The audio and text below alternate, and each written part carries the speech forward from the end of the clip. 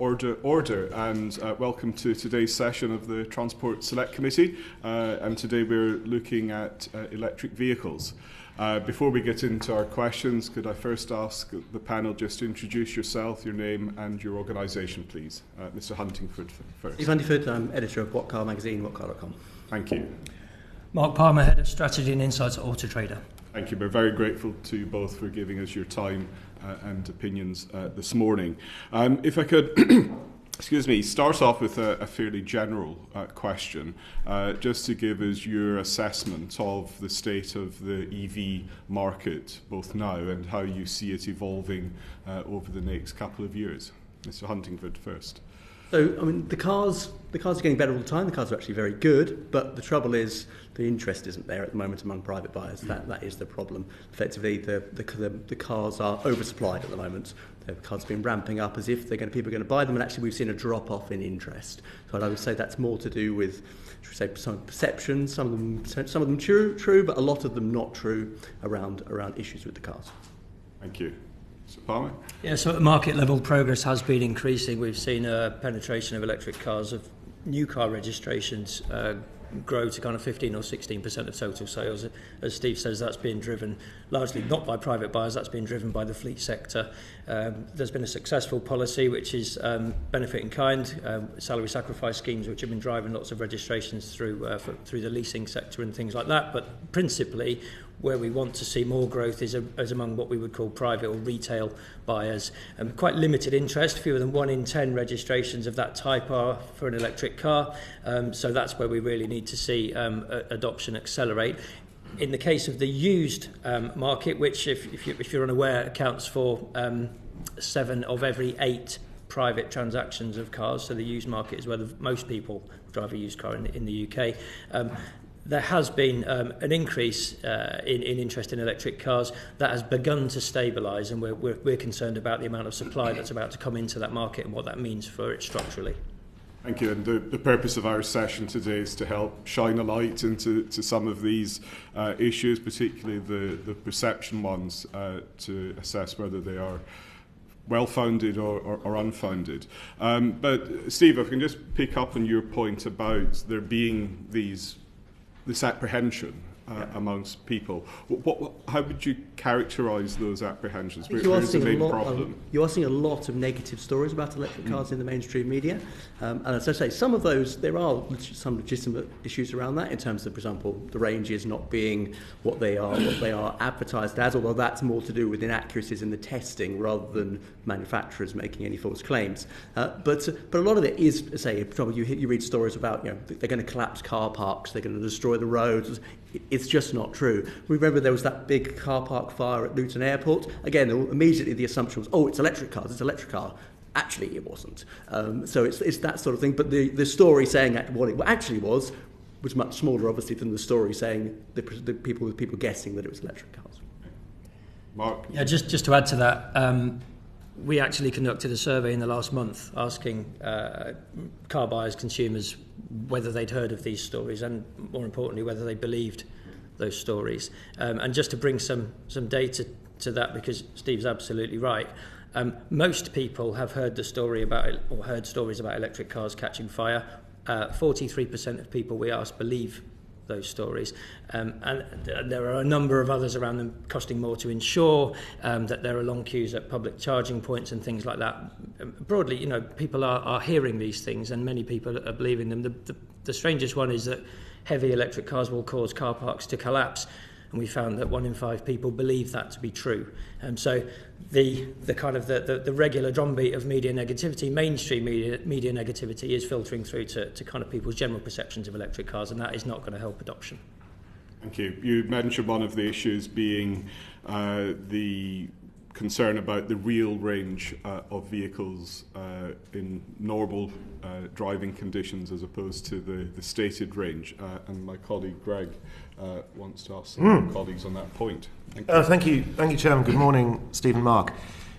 Steve, particularly to you, What Car's published some pretty damning reporting on unrealistic range that is advertised for pretty much the whole range of EVs. on the market. For the purposes of the evidence we're taking today, can you summarise as best you can the findings that your publication has found on unrealistic range and just how severe the problem is at the moment? So what we do is, at What Car, we do a test of range, electric car ranges every summer and every winter. And the reason why we do it twice is because there is a big difference in battery efficiency in colder weather. And what we found is that, so in the summer, the best cars are getting sort of falling around 7% short of the official figures. In winter, it's more like 21%, and some of them are falling almost 40% short. The reasons for that are not because of manufacturers lying about their cars, but because of the way the official tests are conducted. The official tests are conducted at 23 degrees, so they're conducted in optimum conditions. Plus, they're also conducted at the highest average speed the cars travel at is 58 miles per hour, which is not reflective of the speeds that people are going to be driving. Particularly if they're travelling a long distance, then they're going to be travelling on the motorway for most of that time. Then they'll be travelling at 70 miles an hour. That decreases the efficiency. So, for example, in our tests, yes, the summer test is done in sort of 24 to 28 degrees, whereas the winter test our last winter test was done in 8 to 10 degrees. So that's why you see the drop-off.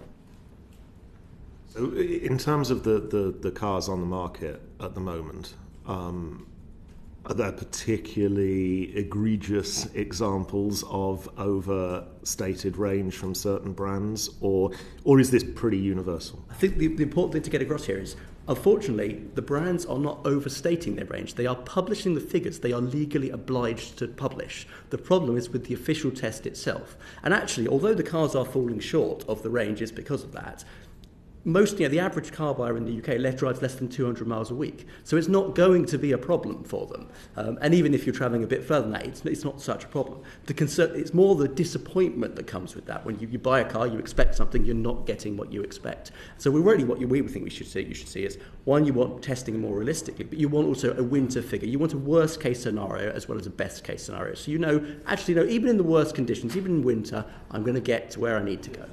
Do you think enough is done by the manufacturers and the dealerships to explain the differential between cold weather driving and hot weather driving within EVs? Because, let's be honest, for time immemorial, we all know that the miles per gallon published next to petrol and diesel cars isn't what you actually get. However, there isn't quite that same differential as whether you're driving your petrol car at the height of winter or the peaks of summer last week. It's over, it's done. We can just look forward to more cold weather now. Do you think enough is done to explain that differential to consumers? First, you're absolutely right. The difference is much more stark with electric cars. So you're looking at about a 6% difference in weather conditions with petrol cars versus an 18% difference with electric cars. So that's obviously a much more significant difference. I think it does depend. I think it's not, should we say, it's some manufacturers are better than others. Some manufacturers choose to publish alongside the figures they have to publish. They choose to publish additional figures on what they think is more realistic. And in terms of at dealer level, I think that unfortunately comes down to individual dealer level. You can't say this brand is good, this brand is bad. It's a case of the dealer in question. Fair enough. Mark, do you have anything to add on any of those points? I think there was a point that Steve made earlier on in the answer, which is important to understand, that most car journeys are really short, and most people might drive their car for 20 minutes or something in any given day. Very few people are doing a continuous journey of kind of 200 to 300 miles. If they do, of course, then this becomes something they'll need to contend with. But the point of whether or not the car will do 200 or 250 or 300 miles skips the major issue, really, which people need to understand, which is actually the convenience of being able to drive your car for the short trips that you would normally do, to charge your car more conveniently, much more cheaply than for petrol and diesel. Its running costs are cheaper. Those are the sorts of things that people need to understand, rather than will the car do 200 to 250. What we're failing to really do is tell the broader story, that electric cars in most cases should save you money, that they are far more convenient to use, and of course they're better for the climate. Those things all need to be kind of packaged up in a much more consistent way, because what we find is that the public are hanging on to a thing which affects very few of them, and that is one of their principal objections. Just to unpack that, just for a couple more moments, range anxiety clearly is a big thing in consumers' minds. I'll be honest, it's one of the big reasons why I wouldn't touch one with a barge pole. But it isn't the only factor that's playing on people's minds. So what, from your perspective and your readers' perspective, are probably the top 5 reasons that people are not choosing EVs over internal combustion engine vehicles? There are probably 3 to give you. The first one, and these are interchangeable really, the question around cost, the upfront cost of these cars, and can I afford to buy that car? And many people raise that as an objection, and there are various circumstances, of course, which will play into that. The second one is around range and infrastructure. So will it drive as far as I need it to drive, and am I able to charge it conveniently when I need to, is kind of the second one. And then when we come on to to buying a used electric car, people bring in a different a new objection, which is whether or not they can trust the battery. Is the battery going to be reliable? Those are the 3 in all the surveys that we've conducted over the years. Those are the 3 things that stick out the most, and they kind of change order, but they're always the top 3.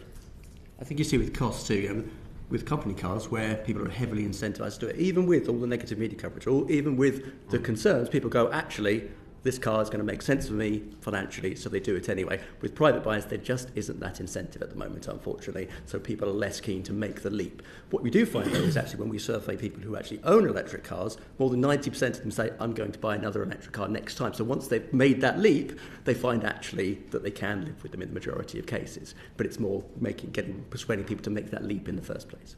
That's interesting. Last question from me. Mark, you mentioned better for climate. Sorry? You mentioned better for the climate. Yes. In one of your answers just then. That may well be true while the wheels are turning on the car and the owner or the driver is physically getting from A to B. Is it true in the whole life cycle of the vehicle when you start getting into raw earth mining and battery production and much more carbon intensive, both production of the vehicle and scrapping of the vehicle earlier than its equivalent internal combustion engine car would need to be scrapped? Is that actually the case? And is that something that plays on consumers' minds in terms of whether they wish to, inverted commas, go green or not? So the science will tell us, studies will tell us, and we don't have 20 years worth of data to prove out, when cars get to a certain age, this will be what happens and this is how recycling works and so on. But certainly from the bulk of the data that we've got and the scale of the samples that we've got, studies are showing that electric cars are cleaner from kind of what we call cradle to grave. Steve would be able to talk to this science probably better than I can, but certainly the ones I've read would tell us that. The perception, and there's the odd media story around mining and whether that's right or whether it's being conducted sustainably, those sorts of things, those are landing harder than the overall story, which is actually these cars are cleaner. I don't know if you've got anything to add to that. I think the other thing to bear in mind too, that while actually you do have to do quite a few miles before you get to the crossover point at the moment, if we have a greener energy supply, so the energy being used to create these cars and to charge these cars is greener, then that will come down. Thank you. Just before I turn to Paul, I'd just like to ask a supplementary on the point you made about the testing conditions, which you said, I think, 23 degrees is the legal environment. Firstly, just to clarify, is that a global standard? That's the WLTP test, which is a worldwide standard. Which not every country signs up to it. Some countries do their own tests. For example, in the US, they have their own test. But yes, it is a worldwide standard which is used in many countries in the world. Say, unfortunately, because of that, it's not very realistic for our climate. And then I was going to ask, is there not then a case for, yes, have that as the sort of optimal temperature, but then require a second test condition at 10 degrees or whatever? I would say exactly that. You want summer tests to know what you can do in the best conditions, but you also want a winter test to show what you can do when what's effectively your minimum range. And if we were to arrive at that point, who makes that? Is that an international agreement between different countries, or how would we get to that revised standard? It would certainly be easier if it could be reached at an international level, because obviously then there's more incentive for the manufacturers to make sure the cars are tested to that level. Okay, thank you. Paul, if we could turn to you now. Thanks, Chair. I just want to talk about the actual uptake of sales in the first instance. And just to give you a steer, one of my colleagues is going to come onto the used car market separately, so we're primarily just talking about the new car sales, if you like. You mentioned earlier that there was oversupply at the moment and lower take-home. There's various dynamics that can affect that. That can be because supply is stronger than it should have been, or it can be because sales are slower than they should have been. Can you just try and unpack that a little bit and just give us a sense of whether the rate at which things are actually happening is where government would have expected the rate to be growing, and whether what's actually happening is a factor of the industry maybe is over-exaggerating, or whether it's coming from the sales side. Just try and unpack where you think the dynamics are coming from. So the market is split into two kind of core parts, really. There's the private retail sector and the fleet sector. The fleet sector is making progress. So 75% of electric car registrations go into the fleet sector. What we've seen is that those who have access, as Steve said, to salary sacrifice schemes are taking advantage of those savings and removing the cost barriers and those sorts of things, and then they're kind of moving into that sort of fleet sector. Private sector is being left behind, as I mentioned earlier on, so the key point really is that fewer than 1 in 10 of those private sales in total are electric. That is a big problem because it's compounding another issue in the market, which is that private interest in new cars is generally slower than we would have liked to have seen it. So the manufacturers, having planned for 2024, the first year of the ZEV mandate, and ramping up supply through last year and the whole supply chain to deliver the volume to achieve their ZEV mandate targets, are seeing, number one, a downturn in private interest regardless, and number two, a wobble in faith in electric cars from private buyers, and some of those, of course, are moving into that fleet sector. So the two things there, the supply is coming anyway, and the manufacturers are doing a number of different things to try to stimulate demand in the private sector. Discounts increased, they've kind of in some cases trebled on certain cars in the past 12 months. So the manufacturers are heavily incentivising that market, but they do need to see more interest. Those two things are really not helping. What that means is the manufacturers will then need to push more of that supply into the fleet sector, into much more expensive types of channels, and what we would call short cycle channels, things like rental cars and demonstrator cars and things like that, that will then come into the used market much more quickly. So new cars registered that are only in the market as new for a few months will then start to come into the used, thereby stacking up supply there. So there is a dynamic which has been making the market feel very fragile. You look at the average discount on electric cars, so it's gone up by more than 200% in the last year. So that shows you how the increase has gone up. So they've gone from the least discounted cars to the most discounted cars. Okay. I mean, contrary to my colleague, I actually do drive an electric car. But in terms of the points you were making about the stimulation of demand, etc., and range anxiety, whenever I talk to any of my friends, about how do you get on with your car? How do you manage? You only get 200 miles range. I said, how often do I drive 200 miles? And when I do, I'm going to stop for a break, and therefore I can get it. So I think it's the perception. And that's the other question coming to is what could be done in terms of getting a better perception of, moving perception closer to reality, in terms of those demand barriers. And then the other factor that I'd like you to, if you like, give your opinion on is where you think government should be working in terms of whether I know there's been various, whether to do with VAT or excise duty or whatever, but what levers do you think are appropriate or necessary to stimulate the demand curve? So I'll come to you first this time, Steve, and then Marc. Well, I think yes. I think it is about, as you said, you have an electric car now. You've done it. You realise actually you don't have those issues. I think it is getting people to make the leap, and I think the way to do that is through financial help, whether it is, for example, having a VAT cut on electric cars or making the charging cheaper by doing that, because that's the other thing too. If you charge at home, particularly overnight on a low rate, actually charging is very cheap.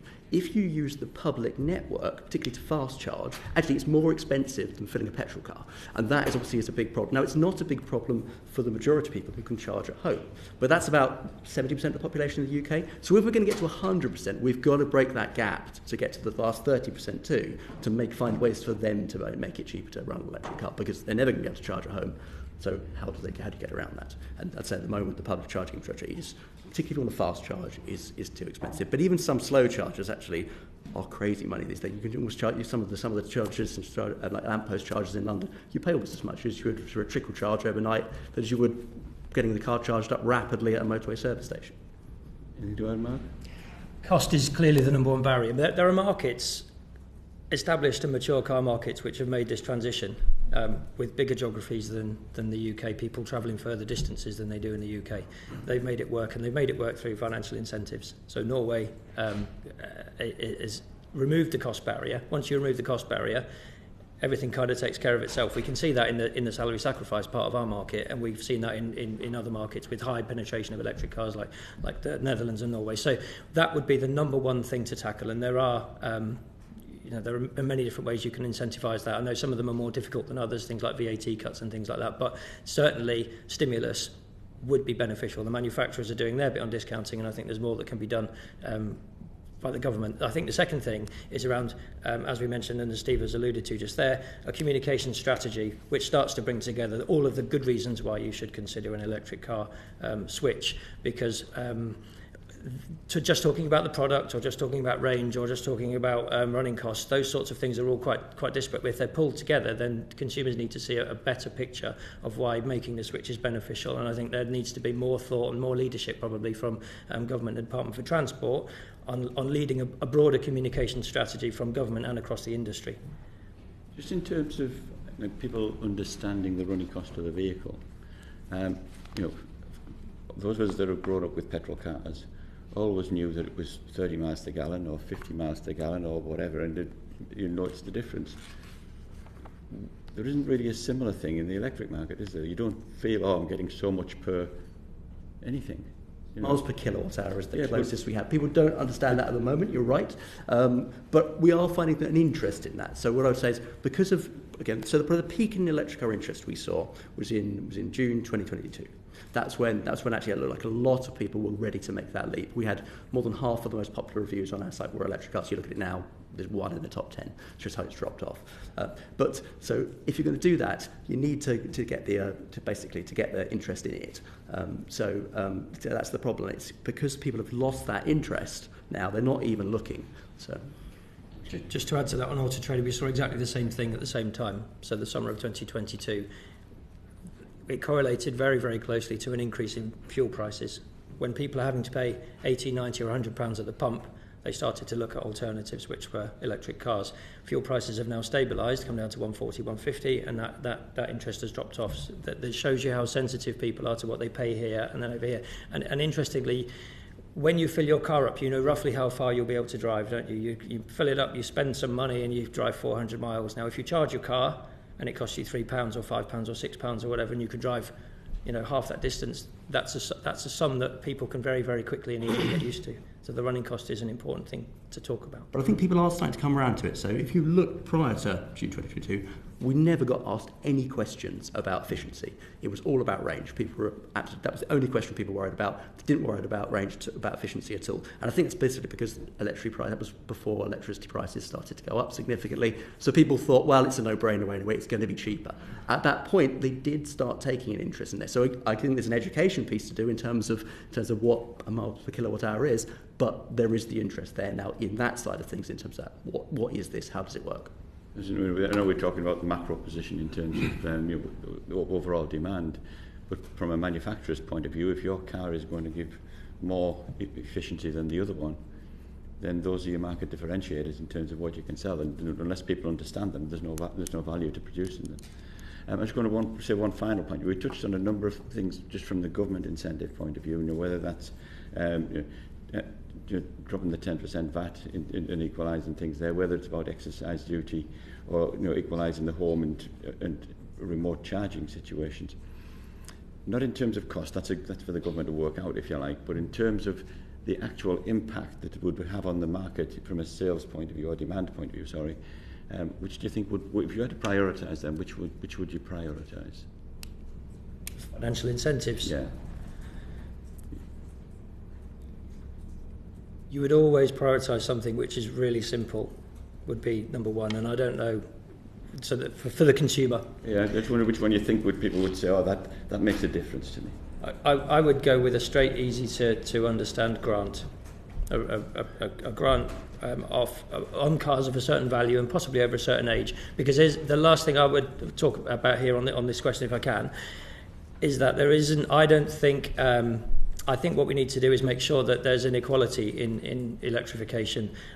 Many people at the moment are locked out of being able even to consider the switch, and I think that if we were to apply grants, then that ought to be directed to middle and lower income households rather than more expensive vehicles. So you would be looking then to apply whatever monies were available in the form of a grant, something nice and simple, on vehicles which were below a certain price or over a certain age, or a combination of the two things.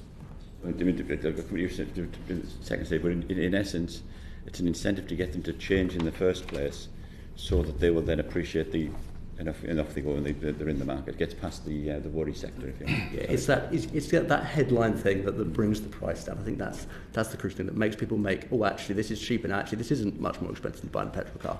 I can make that jump.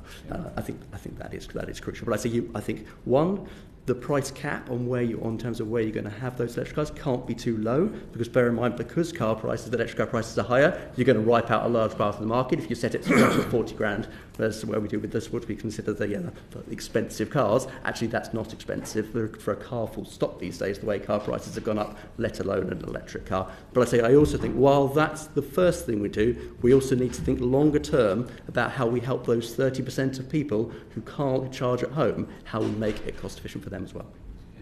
Thank you, gentlemen. Chair. Thank you, Paul. Fabian. Thank you very much, Chair. Great to see you both gentlemen, two of my favourite publications. My daughter bought an e-Golf last year.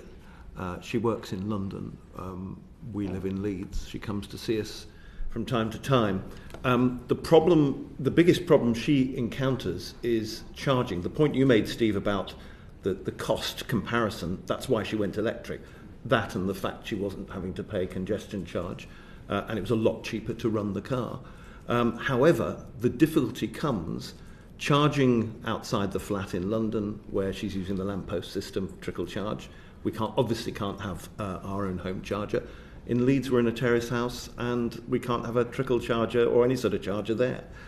So coming from London to Leeds, 200 and odd miles, the problem was finding that the network wasn't working properly. It's fine in London.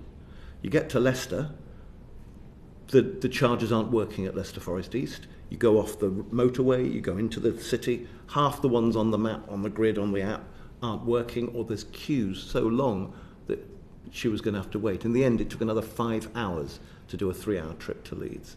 Now, would you agree that that's one of the problems about the second-hand or even the new market, that people need to know there's reliable charging points where they need them, when they need them, and there aren't vast queues, especially for the slower chargers that take maybe 2 or 3 hours. I've got an electric motorbike, it takes 4 hours to charge it up. Yes, absolutely. The network is patchy. There are some parts of the country where it's very good, and other parts where it's far less good. But also reliability. Obviously, there's a set for a 99% goal on reliability. But that's like me saying, I want to compete in the Olympics. So what am I going to do about it to actually enforce to make that happen? You can set the goal, but how do we actually make sure that these chargers are reliable? And you're right, absolutely. You do find there's a lot of unreliability in the system at the moment, particularly with some of the older parts of the network which haven't been updated. Is that affecting the second-hand market, do you think? I think it affects the market full stop, absolutely. If people find here again, that is some of the horror stories that we see. Now, in terms of those massive queues that you see, that tends to be around certain, for example, around Christmas. You saw those. That's not the norm, but it is. It's not that unusual to get to a charger and maybe have to wait for someone else to finish before you can access them. We did a test recently where we were looking at the most efficient way to go a long distance. So, for example, actually electric cars charge much quicker, up to 50%, but most people charge up to 80, 100%. So actually, is it better to charge up to 50% and move on and charge more regularly? Unfortunately, we couldn't complete the test because the 50% car came to a charging network where there was 4 chargers out of action, the other 2 were occupied. Before you knew it, it had fallen behind. So that absolutely is a problem. And Mark, do you think that, we already touched on this, is the second-hand EV market growing at the pace necessary to keep the transition to EVs on track, do you think? It certainly has been over the last year, yeah, for sure. So as more supply from kind of the spike in registrations in 2019, 2020, 2021, those cars are returning to market. And for the last 6 months of last year, electric cars were the fastest selling fuel type in the market. So very much we saw demand exceeding supply. More supply has been returning to the market, and that will continue to be the case for the next few years. And at the moment, those two things are kind of on balance. Speed of sale has slowed down slightly, but certainly we did see, essentially, the used electric car market last year hit a bit of a turning point. There was oversupply for the first few months of the year. Prices fell, and consequently demand increased, and we saw things really pick up. It was a much more positive environment. That kind of they're in balance now, those two things. Our concern is that a lot more supply, because of things like the ZEV mandate, is going to come into the market over the next 2 or 3 years, and we do need to see demand there to absorb that sort of supply. So at the moment in the used market, things are okay, but there is a lot of supply coming back that we need retail buyers, used car buyers to take. How accurate do you think, we've touched on this, are the public's perceptions about the lifespan of batteries and their repair costs? So I recently had to have the battery on my electric motorbike changed because it was faulty, but it's guaranteed for 10 years. So anything goes wrong in 10 years, they'll just swap it out. £8,000 if I have to pay for it, but free if I don't. Clearly, how accurate are the public's perceptions on this? I know we've already touched on that a little bit. And what do you think we can do about the realities of long-term viability and the reliability of second-hand electric vehicles? So just to take the principle of barrier outside range and cost for the used market is around batteries and reliability. All of the evidence we see shows that isn't a valid concern. As you mentioned, there are warranties, longer warranties on batteries anyway, so most cars are fine. They're covered by longer warranties, and even for those ones that get older, in the same way that they do for petrol and diesel cars, there are extended warranties that are available for older cars in the market. So there's kind of the same, and there is no risk. There isn't enough evidence that's been made public that shows that cars that are driven for a number of years or for hundreds of thousands of miles are much more reliable. But there is that evidence, definitely. There are now studies that are showing cars that, for example, are used as taxis that are doing 200 to 300,000 miles. The batteries are still performing at between 75 and 85% of their original capacity and performance. So you can drive an electric car for 10 plus years for hundreds of thousands of miles with very little impact on the battery. Now, of course, we haven't got a lot of evidence because there aren't that many 10-year-old electric cars, but certainly those that are in the market are very much overperforming versus that kind of negative perception. So that will start to manifest itself in people's minds. I'm sure about that. That'll be fine. There'll be more and more good news around older cars that are driving further and much more reliable than people might have thought. The second thing is standardisation of testing for batteries, which is the last one. That comes back to almost the point we made on range. There is no current recognised standard for testing battery state of health, as it's called. And does it perform? Does it still do the range? Does it do all the things you'd expect it to do? There is a directive in place around within the EU, which is under consideration, I understand, by the DFT. It would be great if we could just adopt that same standard and give everybody the confidence in the batteries and certificates to prove to buyers that those cars will do what they're expected to do. How near are we to getting that standard? That is a few years away. Okay. And Steve, my colleague Paul Howell made a very good point about the miles per gallon. Yeah. And you mentioned the miles per kilowatt, I think. How quickly do you think we can adopt that idea? It's out there. It exists. Your car will tell you it's on the machine. So it's just a more case of educating people to what the equivalent is in terms of an MPG figure, for example. A bit like the metric version of miles per Exactly gallon. Finally, do you think that there are challenges in terms of availability and cost of repairs of EVs? We know about the rare earth minerals that are necessary to produce the batteries, and obviously Greg touched on that earlier. How far into the future? Nobody's got a crystal ball, but would you envisage in 10 years' time we would still have the availability of those materials necessary to make the batteries, or will battery technology, do you think, have moved on by then?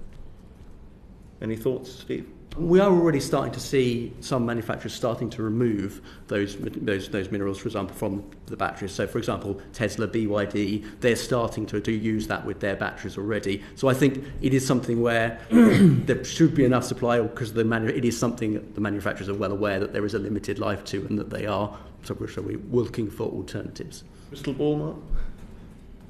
Any thoughts about future batteries? No, I couldn't give you a well enough informed answer. Thank you. Graham, if you could turn to you next. Thanks, Chair. I've just got a couple of good morning, gentlemen. I've just got a couple of questions about battery safety and reliability.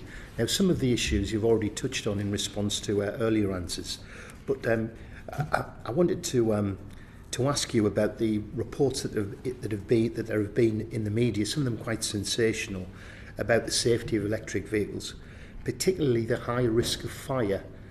Steve, you mentioned the reports about the airport car park and so on.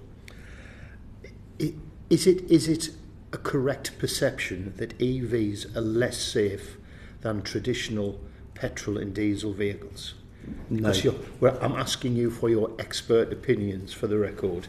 No, they have to go through the same crash testing as petrol and diesel cars. They get 5-star ratings regularly. There is no evidence at all that they are less safe. And likewise, reliability. At What we do our own reliability survey every year. They're not coming out as more reliable than petrol and diesel cars, but they're not coming out as less either. It's much more related to the manufacturer and how well that manufacturer builds cars, rather than the specific form of propulsion. Agree. Excellent. Well, that was straightforward. Can I ask you as well a little bit about the accuracy of some of the information that's in the public domain relating to reliability? I'm not talking about the charging network that my colleague raised, but perhaps it's the point that Mr. Howell raised earlier about public perceptions. Are these misconceptions significantly affecting the uptake of electric vehicles? I'm not sure reliability is one of the bigger concerns. I'm not sure reliability is one of the more. I think safety. I agree is seen as something. I think cost is seen as something. I'm not sure about reliability is such an issue. And coming back to the battery, like I talked about. So when electric cars first went out, it was estimated the batteries would have a life of about 8 years, and that's why the warranty on most electric cars, the battery is 8 years. But actually, what we're seeing is that they're lasting far longer than that, and a lot of that is the way people actually use the cars. When we first sort of bring electric cars into the market, people assume they'd be fast charged continuously. And obviously, that's not so good for the battery. But actually, that's not the way people are using them. So we've actually put used cars in our range tests before to see how they do. And actually, you're looking in terms of the life of the battery. We did, for example, a 6-year-old Renault Zoe, and it still had more than 90% of its battery capacity left. Well, perhaps that is the issue about the charging network's reliability and availability. I think that's the bigger concern. The reliability of the vehicles.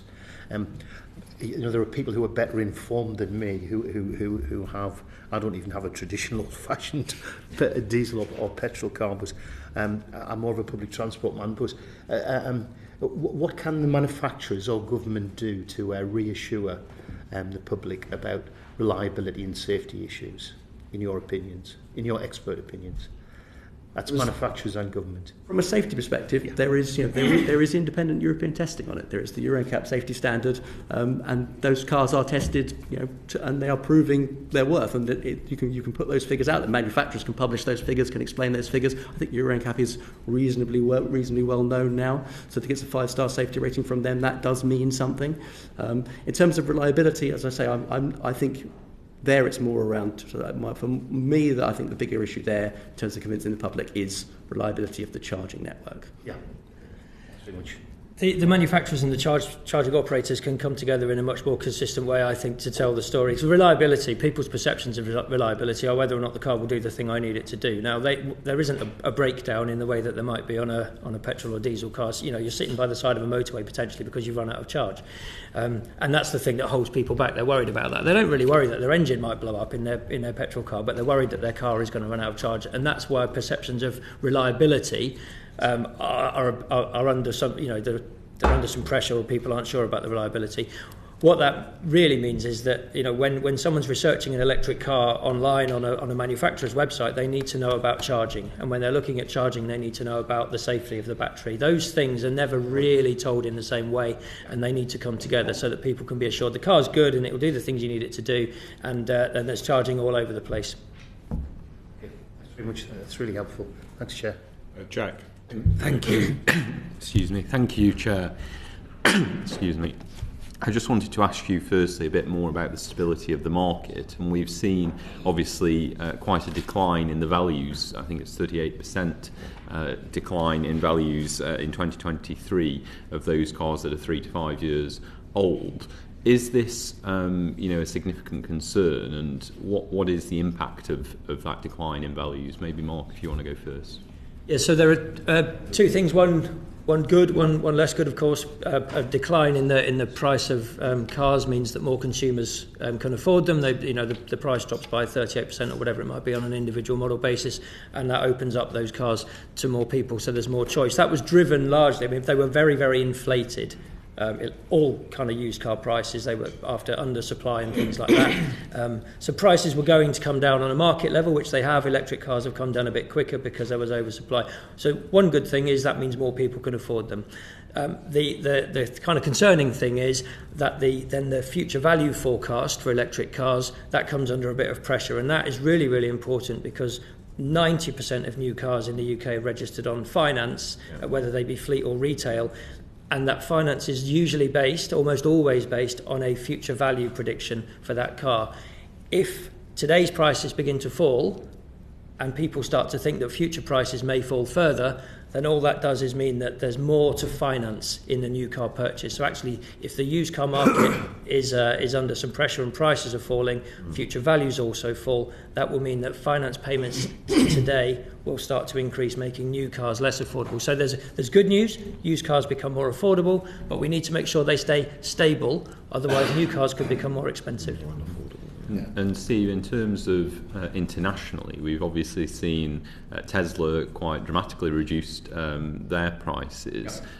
Do you think that the changes that have been made internationally are having a negative impact on the stability of the UK EV market? Well, not about it by Tesla making that cut. I mean, they made their cars incredibly competitively priced, but they really hurt their own resale values by doing it. I know they made themselves very unpopular with lots of other manufacturers too, because again, they're left with the choice: do they follow and ruin their resale values and all that sort of thing.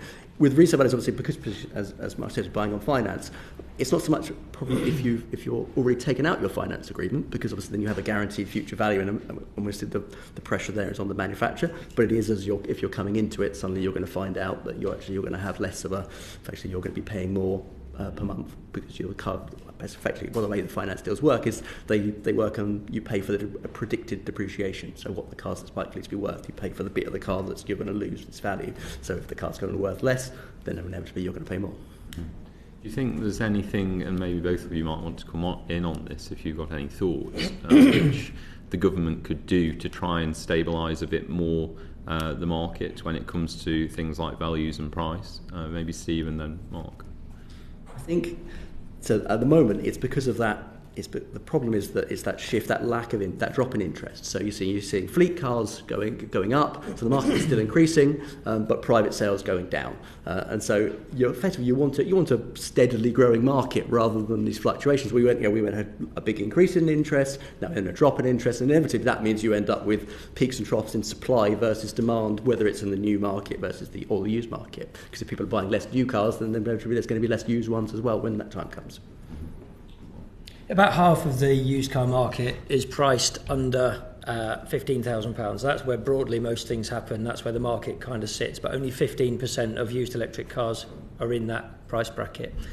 The more electric cars we can bring into more affordable kind of budget areas, the better. So if there were to be an incentive, then we would be asking for something to help affordability of used electric cars. There are a number of ways to do that. We talked about them earlier on. Could be something very, very simple like a grant. In other countries, they've made interest-free loans. Scotland, for example, or there have been loans, social access loans in France. So there are different mechanisms you can use to make used electric cars more affordable, and we'd like to see that just to stimulate demand and bolster the whole market. Thank you, Chair. Thank you. Just a supplementary on the international piece. We've seen in the last 24 hours the US administration impose tariffs on Chinese EVs. I think it goes wider than that. I don't think it's exclusively on EVs. And I don't want to get into a wider debate about free trade or global geopolitics, but do you think the UK market and that in wider Europe will require some form of tariff protection to sustain the sector? If you look at the car manufacturers, some of the car manufacturers who have actually spoken about this, they're not in favour of that. They're saying they want the competition drives innovation, and they're not asking for that. So I would suggest whether a lot of it will come down to what is your priority too, though. Do you want to protect local industry? Then obviously you might feel the need to do that. But obviously, inevitably, if you do something like that, which keeps the price high, because these Chinese cars are often actually very well priced, then you're going to reduce the interest in electric cars. So where's the priority? I'd agree that would run counter to what we're trying to achieve. In theory, the Chinese will come in with more affordable electric cars. That will place pressure on the manufacturers to kind of meet that. We should see prices come down for consumers, which is good news. The reason you might do it is if you wanted, obviously, to protect your own domestic production. We don't really have that. Although I can understand why the Americans have done it because of production, not just of cars but of batteries. But that's not really something that that we're not playing that. We're not in that same area. So I wouldn't advocate for that here. What we really want to see is more choice for consumers at more affordable levels. So I don't think that would really help. Thank you. And to conclude this panel, Gavin, I think you had a couple of quick questions. Thanks, Chair. If I can just come back and address a couple of points, and I'll start with range. And also, like Paul, I own an EV. It's our only car. 65,000 miles, just over 3 years, and the only things we've had to do is purchase a set of wiper blades and a set of tyres, and pay for one MOT in that time. So it's been a reliable car.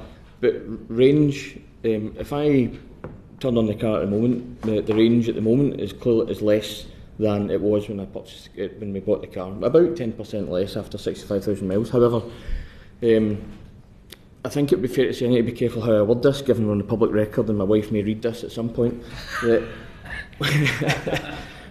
I can usually outperform the range that's displayed on the car because I've adapted my driving style. You're in very dangerous territory. Indeed, yes.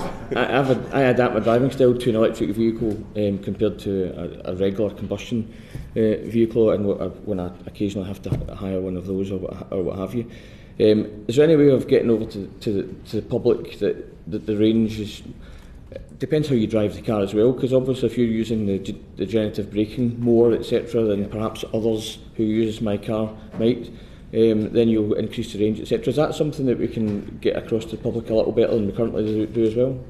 I mean, I think that partly is on us as well, in terms of people reading about these cars, us to educate them about things like regenerative braking, because yes, you're right, if you don't run an electric car, it's probably something you don't know, don't understand. In terms of the readouts you see on the car, obviously the car will adjust its readout depending on how it's being driven, so absolutely. So if you drive it hard, but if you drive any car hard, obviously you get less fuel economy or whatever. So from that point of view, depending on how you drive the car, you'll see a different readout, you'll see a different efficiency. But yes, things like regen braking, I think there is an obligation too on, for example, car manufacturers, on dealers when they're explaining the cars to people. That's important too. But regen braking is something that obviously is completely alien to you if you've only driven a petrol car. I'm not going to try and explain it. Again, to my friend, I apologise. That's for years of backseat driving. Dear. But in terms of value, I want to come on to that. You mentioned, Mark, you mentioned interest-free loan in Scotland there, and I purchased my car using an interest-free loan. PCP, or the guaranteed future values at that point, just early 2021, were a bit unpredictable, so I decided to use that incentive.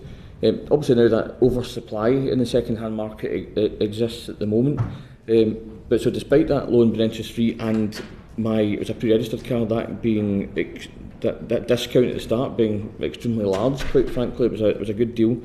That my car is currently in negative equity because of that slump in second-hand value. So for those folk who invested early, what do we do because obviously and if I want to change my car at the moment, that's an extra £2,500 potentially I need to find before I even then purchase my new car. How do we try and address that? I'm not asking for myself. I'm asking for the thousands of others who'll be in the same position. Yeah, there are going to be instances of that, and that actually, you've got individual drivers that are facing that situation, and then you've got leasing companies where they've got bigger fleets actually, and they've kind of got that situation because of the volatility in the market and because it is finding its way. The used electric market is finding its way. Negative equity is not a new thing, and it's not specific to electric cars. I did in previous combustion cars, yeah. so it's just maybe more widespread at the moment because of that specific issue. There would have been, and there have always been. That's always been kind of. Manufacturers have helped with that. The retailers have helped with that. It's in everybody's interest to try to to help you into your next car, your new car, whether that's new or used or whatever else. As I said before, incentives to kind of make used cars more affordable would help with that wherever that incentive money goes. We do just need to reduce the cost. It's important actually, not just for people to switch in, but also potentially for those people who need to change. So if there was a more sort of a broader application of monies to help people both in and then to switch into their next car, that would be helpful. But the manufacturers, what we're finding, as I mentioned earlier on, is manufacturer discounts are increasing in the context of ZEV. Between those two sorts of things, and we will see those negative equity equations drop. Yeah, and a quick last question from me. For those folk who have electric vehicles and who are perhaps looking to trade in, the point you guys were making about the significant decrease in second-hand value, and obviously I'm looking at a report on This Is Money about a SEAT Me and the fact that it decreased by 46% in a year, etc. But 55% of independent traders are thinking twice about buying in or accepting trade-ins of EVs. Is that a significant issue that you guys have picked up and are seeing? So there's a big difference between the franchise sector and the independents. Yes, yeah. Independents, frankly, they don't get product training. They feel ill-equipped, rightly ill-equipped to answer consumer questions. They're not sure about, as you mentioned, taking these cars in part exchange and selling them, how quickly they'll sell. What we try to tell them as Auto Trader is that they must use the data because, as I mentioned earlier on, electric cars have shown that when they're priced right, then they sell really, really quickly, and they'll make good profits for any type of retailer.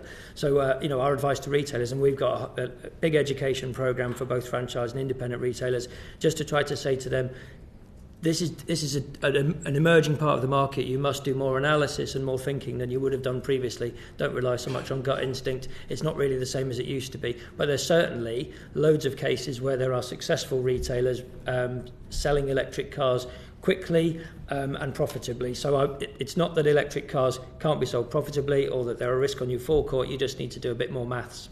I think we're finding ourselves in a slightly opposition to where we kind of mixed messages, where we've got the ZEV mandate saying car makers have to sell a certain proportion of electric cars, and so inevitably that means they have to make sure a certain proportion of their production is that. But then we're not incentivising the demand by saying, well, we'll help people buy the electric cars, or we'll at the same time we had the message of pushing back the date where we would introduce all cars having to be electric. And I'm not saying that was wrong, because obviously if the market's not ready for it and the infrastructure's not ready for it, but you need to go, okay, at the same time, okay, we're going to do that, but here's how we're going to close the gap to make sure we are ready by 2035. And that kind of feels like the bits that are missing at the moment. That inevitably then means you hurt demand, which is where you end up with you damaging the used market as well. You end up with people in negative equity. I think it's all linked.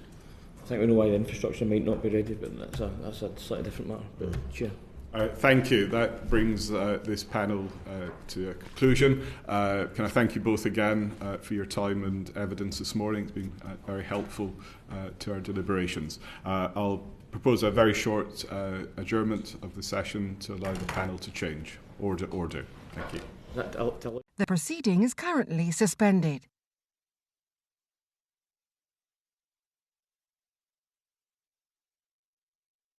The proceeding is currently suspended.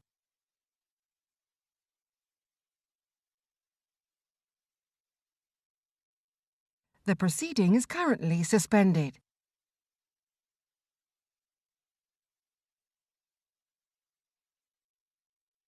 The proceeding is currently suspended.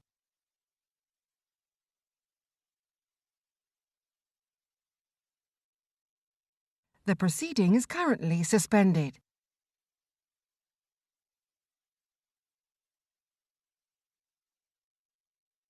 The proceeding is currently suspended.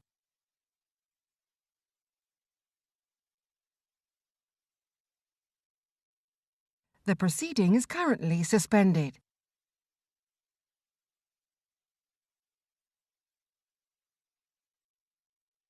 The proceeding is currently suspended.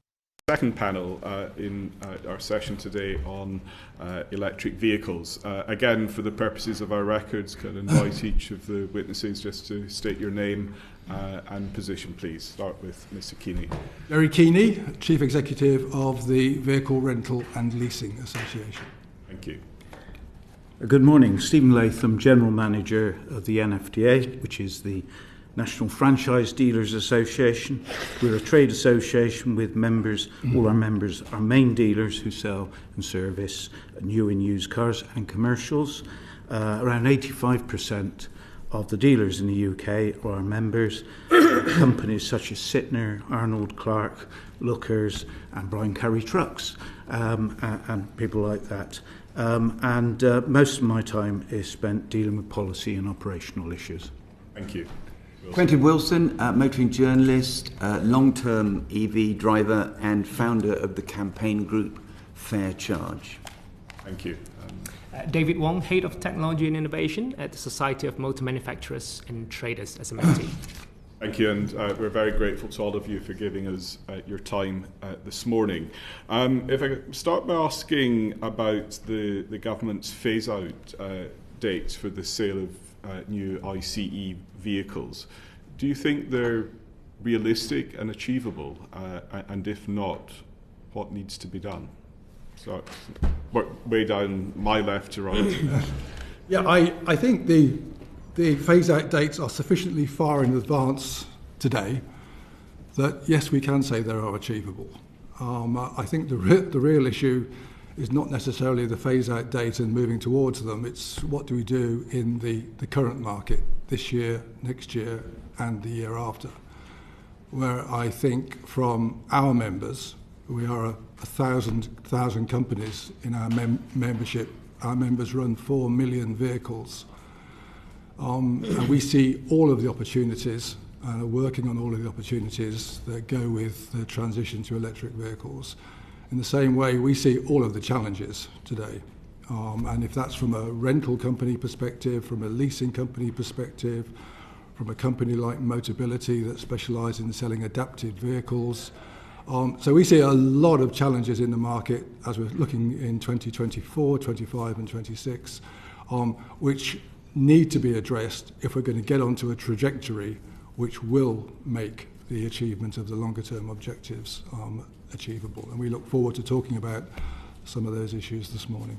I'll come back to what that might be in a minute, but first I'd like to ask the other members of the panel their answers to that question. Yes, the 2035 is achievable, but unfortunately we've set the ZEV mandate to 2030, so it's putting manufacturers under a lot of pressure to deliver more electric vehicles to the marketplace. And as you know from the figures, around 16% of vehicles sold are electric, and the majority of those are going to the fleets because there's not incentive for the private buyer, and that's what's depressing residual values at the moment. Wilson?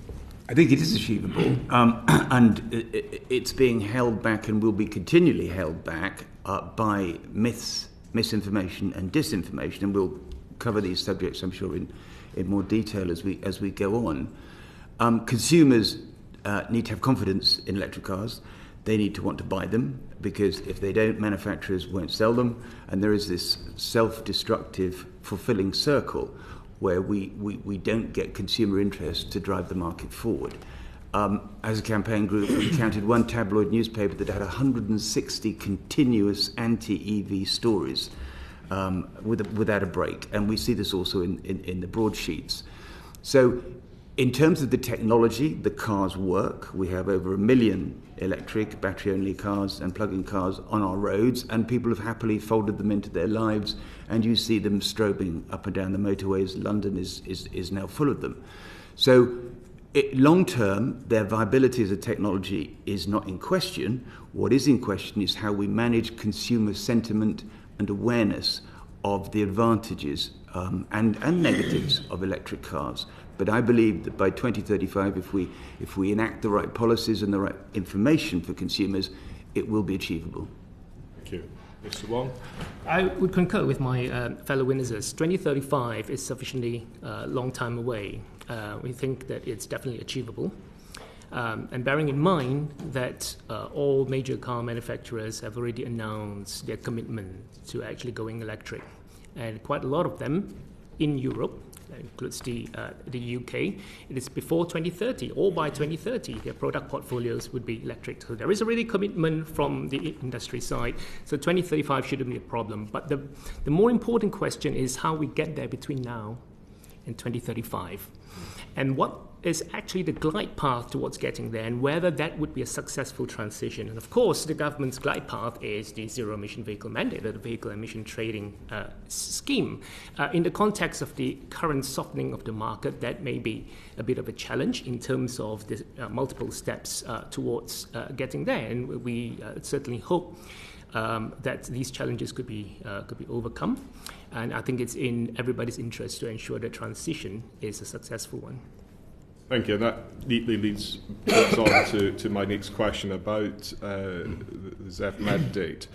There's always a balance to be struck in government setting targets, that you have a certainty of your endpoint and the path there against having to deal with real-world circumstances. To what extent should there be some flexibility in that path, as you said, Mr. Wong, to getting to the 2035 target? I think that from our member perspective, I think there needs to be really quite some flexibility. And I think the ZEV mandate is in danger of creating more negative unintended consequences than it is in acting as a positive driver into the marketplace. And I think if one looks at the ZEV mandate, I mean, that was launched almost at exactly the same time that government sent a very, very significant signal to consumers and the marketplace around electric vehicle adoption by moving from 2030 to 2035. So on the one hand, they put in place the ZEV mandate, which is forcing manufacturers to achieve certain percentage penetration levels, and at the same time they sent a very negative signal to consumers. And that is clearly one of the key factors that has affected retail consumer confidence in the marketplace for new electric vehicles, and has definitely had a consequent impact on the used electric vehicle market. So I think the two changes together are not currently delivering what was intended. And I think we see feedback coming now from the marketplace on that. We see feedback coming from OEMs on that. And we can see, for example, with my membership, we see the rental sector, very significant economic contribution made by the major rental companies. There is very little demand for rental customers to take an electric vehicle. Very little demand for all the issues around charging and infrastructure issues and confidence and whatever else. It's very little demand. But clearly our rental members are under a lot of pressure in terms of discussions with manufacturers to take a share of electric vehicles alongside the petrol vehicles they want. So manufacturers can achieve their 22% penetration levels.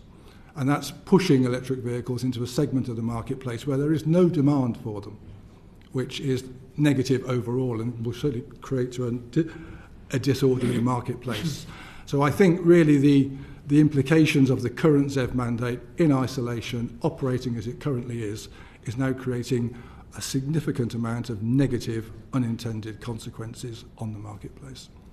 Thank you. Mr. Latham, what changes, if any, would you like to see? Well, I very much concur with Gerry. The issue is we have two messages, 2035 and manufacturers 2030. We need to bring those in line. So 2035 would be correct. The problem we have as well is there are some big manufacturers who do not have the product range and they're not getting the customer demand for EVs, and as such they're going to pay punitive fines. Now the way around that, very simply, is they restrict the amount of ICE vehicles that are available on the market. And as Gerry was saying, with the rental sector, they're saying if you want so many internal combustion vans, you've got to take so many electrics. So you're forcing a market, and that in turn could restrict the supply of vehicles and transport to the British roads, which we need to probably realign those ZE mandates to take the bigger picture. And as you were talking about rental companies, we have a situation with the vans, which is much lower target. It's 10%, but currently vans are sitting at around 5.5. But the private van driver and the guy who is a lower income and doesn't have a private off-road charging facility is reluctant to have an electric van. And so we must look at the social demographics of the people we want to have electric vehicles and adjust our sort of behaviour policy towards that. Okay. Willson? I think the mixed messaging from the government has destabilised the market, absolutely. And car makers are finding it very hard to meet these targets. But having taken away the demand, where most consumers will say, right, well, I'll put it off for 11 years to 2035 before I even think about getting an EV. So there is a real friction there. But we have to have the Z mandate to make sure the car makers do produce electric cars. Otherwise, they'll just carry on going back to what they've always done. We need flexibility. What we mustn't be doing is finding them wholesale and restricting their profitability and their investment in the UK. So I think we need to re-examine those penalties and those credits and how they're affected by it. But it's a very important piece of policy to make sure that we get the supply of used EVs into the market for consumers to buy. So I would defend the Z mandate, but I would say it does need some work. I think the van market is very different, and I think that needs a different conversation from passenger cars, but I take your point completely. Thank you. And lastly, Mr. Wong, your view? The ZEV mandate could work, provided there are the right conditions, right? But as you may have picked up from the previous session, the ZEV mandate is essentially a supply-side measure. It compels the supply of the vehicles, but there is nothing on the other side of the fence to actually compel consumers to purchase these vehicles. And pushing back of the end of sale date from 2030 to 2035 actually doesn't help, because on the supply side, manufacturers are actually compelled and obliged to bring certain percentage of vehicles to the market in increasing measure every year until 2030.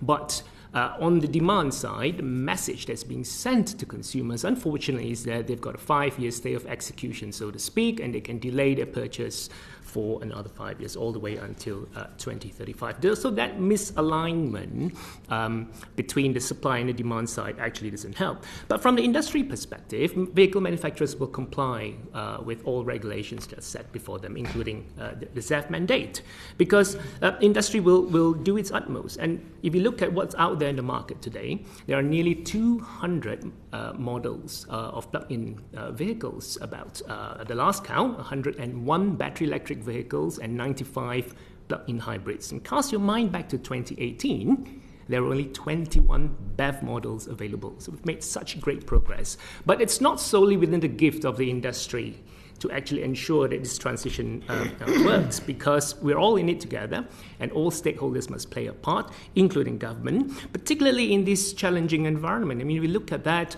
since the ending of the plug-in car grant in June 2022, there are effectively no private consumer incentives. So the incentives that remain are with the fleet and business side of things, which we do support, we think is a good thing. long may that continue. But really, for the private consumers, the reason that private demand has been falling away since last year is because obviously there are no incentives. Plus the fact that from April next year, we thought this is a slightly perverse measure where EV motorists will be slapped with the expensive car supplement. We hope we'll have a chance to discuss that afterwards, but that would hit people in the pocket, £410 per annum for 5 years from the second year onwards. Coupled with the perfect storm, really, the rising cost of living, high interest rates, and energy prices haven't come down to the levels pre-COVID, if it would come down to those levels at all. And also, if you look at it, we were talking about the possibility of BEVs hitting parity at the sticker price level with internal combustion engine vehicles around about the middle of this decade. I think most of the research houses that suggest that would happen are now actually backpedaling and pushing it all the way back to the later part of this decade. And we think that parity, if it's to be achieved, would be the later part of this decade. A combination of factors, right? Because rising supply chain costs, rising raw material costs, and all these really do bite.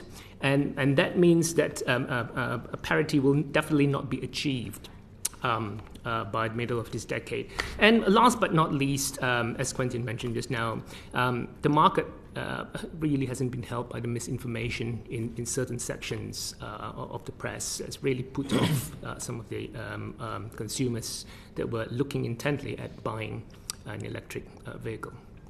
Thank you. You've neatly identified some of our follow-on questions for the rest of the panel. Gavin, if I could turn to you next. Indeed, thanks very much, Chair and David tapped into there.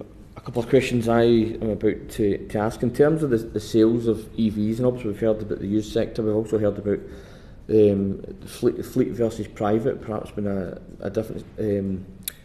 different places at the moment for reasons which perhaps have been identified. But are the current sales of EVs, a very simple question, so number of follow-ups, so simple and quick answer if I can. Current sales of EVs in line with government targets? Feel free to split up between fleet and private, but essentially yes or no. Gerry, I'll start with you and I'll just go left. As ever, there is no yes or no answer. What you'd say that? I represent the fleet sector, so my 1,000 members, we are buying over 50. So latest stats, we're buying 60% of all the new vehicles in the market currently.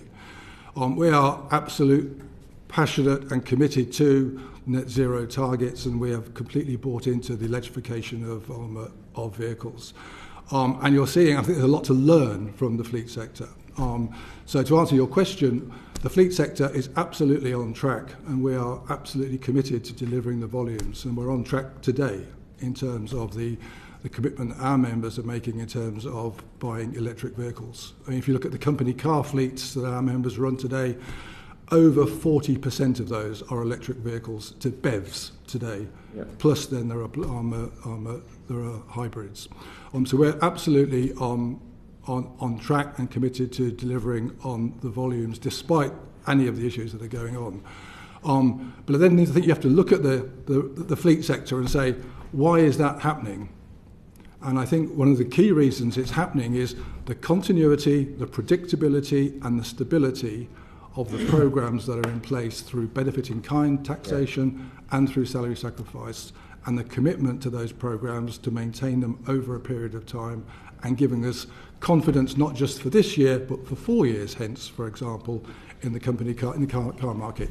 Retail, as one of my panellists mentioned before, has got no incentives. It's got no forward signals about confidence in the marketplace, and retail, as it sits today, is way off track in terms of delivering any sort of trajectory which would get to the 2035 target. And that's clearly one of the issues that needs to be addressed. Would anybody disagree with that answer, or anything substantial to add to it rather than repeat the same? Steve? I would concur with Gerry on the fleet side. I'm very concerned that we don't understand the difference in the marketplace.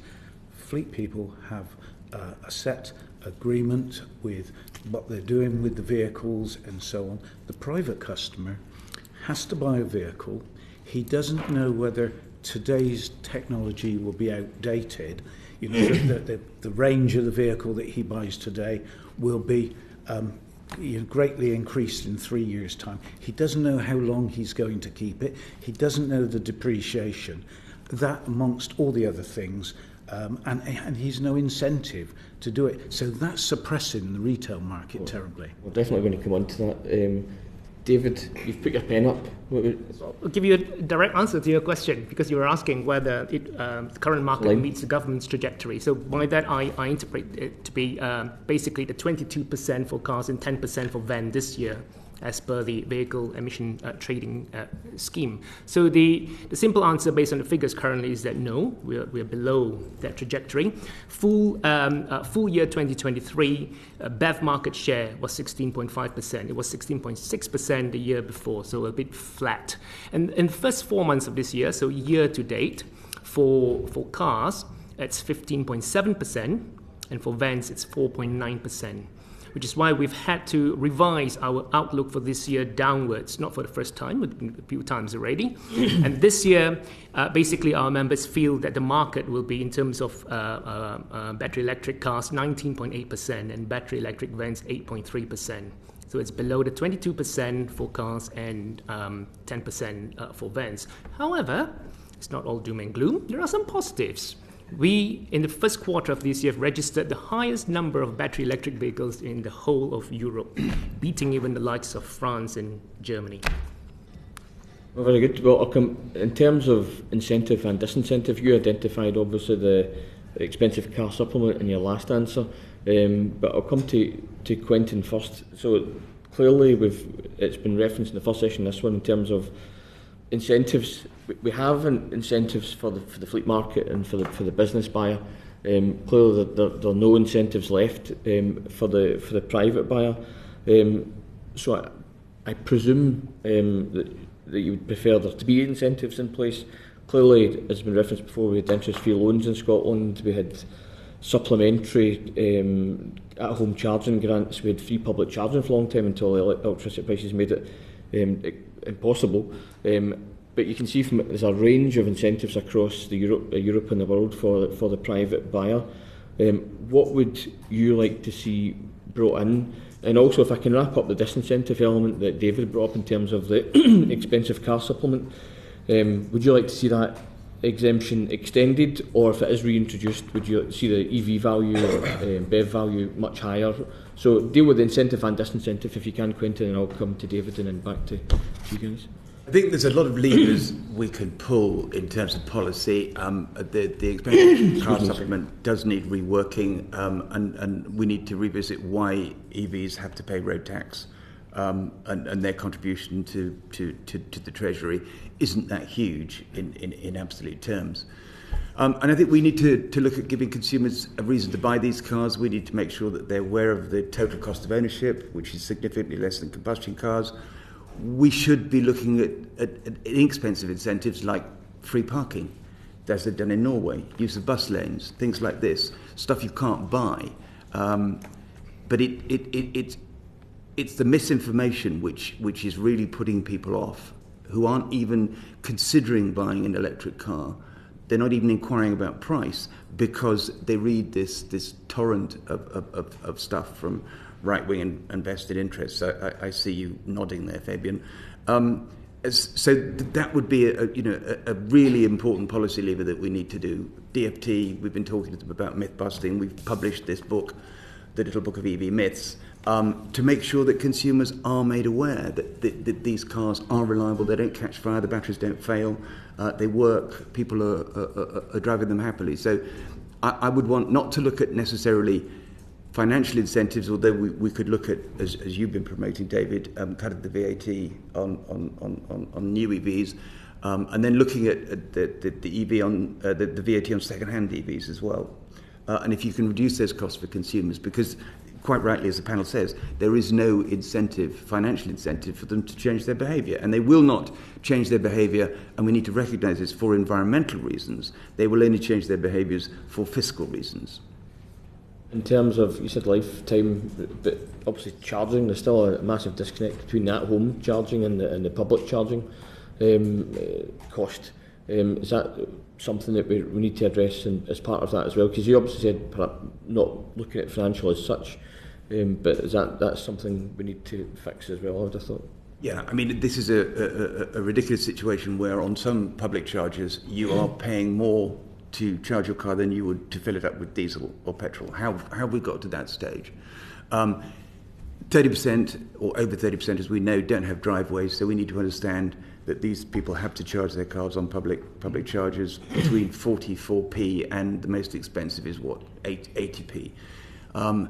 80% of the market at the moment charge at home, according to ZapMap, and like you and me, it's 7.5 per kilowatt, 7.5p, so it works out at 3p a mile. So for them, obviously the savings are massive.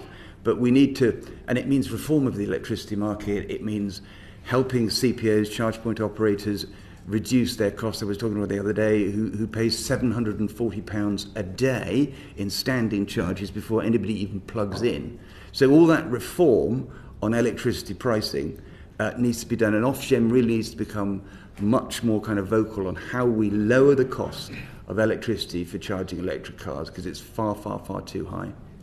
I'm 5.5p overnight per kilowatt, so I'm charging my car cheaper than you, Quentin. But David, if you want to address the disincentive issue first in terms of the expensive car supplement and what your suggestion is to the government is in terms of what you do with it. Yeah.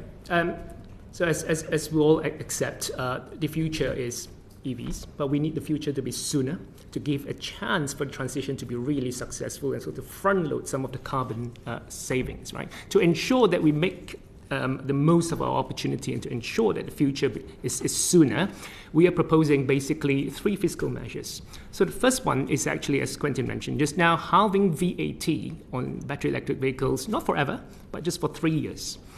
And with just a 3-year halving of the VAT, we are going to likely put 270,000 extra BEVs on the road.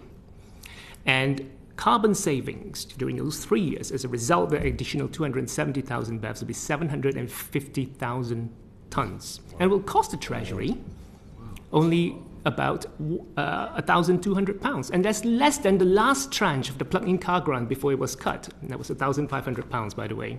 Right?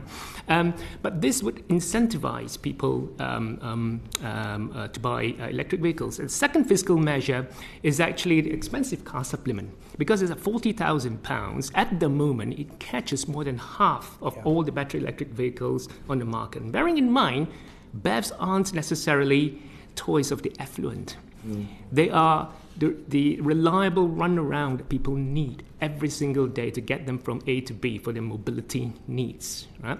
So £40,000, more than half of the market is hit, and we're, as I mentioned just now, we are looking at £410 per annum for 5 years, hitting people in the pocket. So basically, we are suggesting that government should really consider reviewing either the £40,000 threshold or lifting BEVs out of the expensive car supplement altogether. And the third fiscal measure is equalising the VAT on electricity for public charging to ensure that it is brought in line with the VAT on electricity for home charging at 5%. This so-called curbside penalty is absolutely perverse. Just because people couldn't charge at home and perhaps do not have a driveway, they are hit in the pocket. That will not be really, that would not be the right message to send to people wishing to make this transition. And if I may just very briefly mention this, just because Quentin mentioned Norway just now, all of us know that Norway is the poster child for electric vehicle adoption. Currently, market share is about 90%. But perhaps what's not very widely known is the fact that for 30 years, the Norwegian government had exempted battery electric vehicles from sales tax from 1991 to 2022. And for 20 years, 2001 to 2022, 2 decades, they've exempted battery electric vehicles from the 25% VAT in Norway.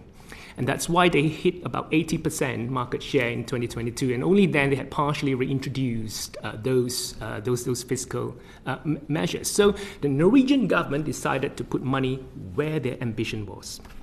Gavin, can I just add to David's comments about the equalisation of the VAT cost on electricity? I, as you probably know, have been into the Treasury far too many times and written them far too many letters asking for this to be done. And the cost of the Treasury we've worked out with ZapMap would be about 100 million at current rates of adoption, rising to possibly $500 million when we get to 80% of adoption.